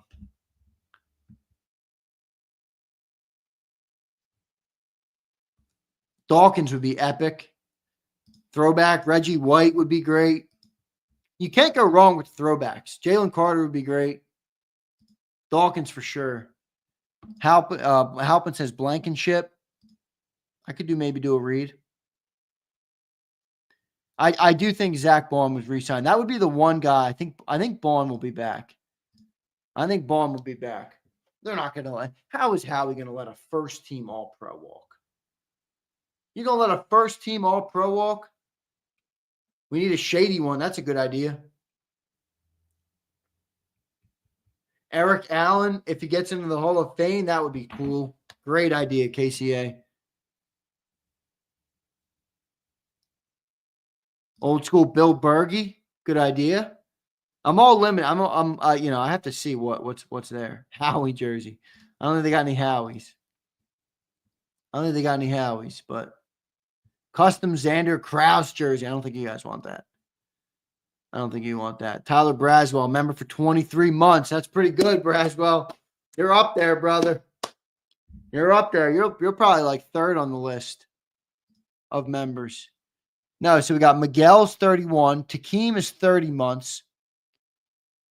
Big Pickin is 29 months. Michael Calabrese is 28 months. You're like 10th down on the list. You're like 10th down on the list at 23 months. Mike Quick would be great. I love Mike Quick too. He's a great guy. Jalen Hurts. I feel like we should definitely do a Jalen Hurts. QB1, can't go wrong with QB1, right? Seth, if they had a Seth, I'd do a Seth. I would buy that in a second. Cilio on Miami, that would be so dope. All right, thanks everybody for all the support today, including all the snowflakes in the chat today, including the great SMD Eagles, who's calling me a snowflake. I'm calling you a snowflake. It's a snowflake off. Which one of us will melt faster? Congrats to our two winners, Brian Waddington and Philly Don. All right. And James Jones. James, I'm going to order you the Jaden jersey, all right?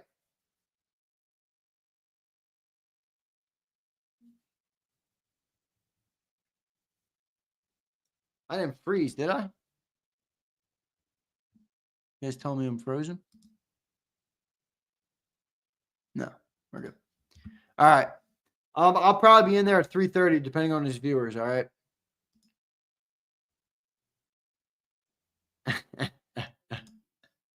It's a snowflake off, SMD. Maybe I'm a little in my feelings today. I didn't get much sleep last night. Maybe I was projecting. All right.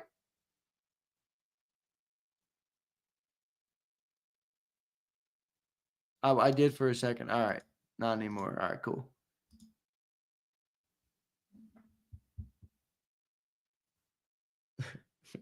Philly Don, you're funny. You sent me a message on X that I'll message you on X. Probably thought you were typing in the YouTube chat. Snowflake. I like that. All right. Waddington wins. James Jones wins. The commander guy. And Philly Don. All right. Love you all. Later, everybody. Appreciate your support as always. Hit the like button for us on the way out. All right. It is not rigged. I promise you. I'm waiting for Fleming to make me a coding software that he said he was going to go with. But all right. Appreciate you all. See you next time, everybody. You've been listening to Birds 365, the destination for the passionate Eagles football fan who bleeds green. If it's Eagles football, we're talking about it. Debate inside the locker room and guests that are some of the greatest football minds from around the region. We hope you enjoyed the show. We know we had a blast. Make sure to like, comment, and subscribe, and we'll be back soon. But in the meantime, hook up with us on social media at JAKIB Sports. See you next time on Birds 365.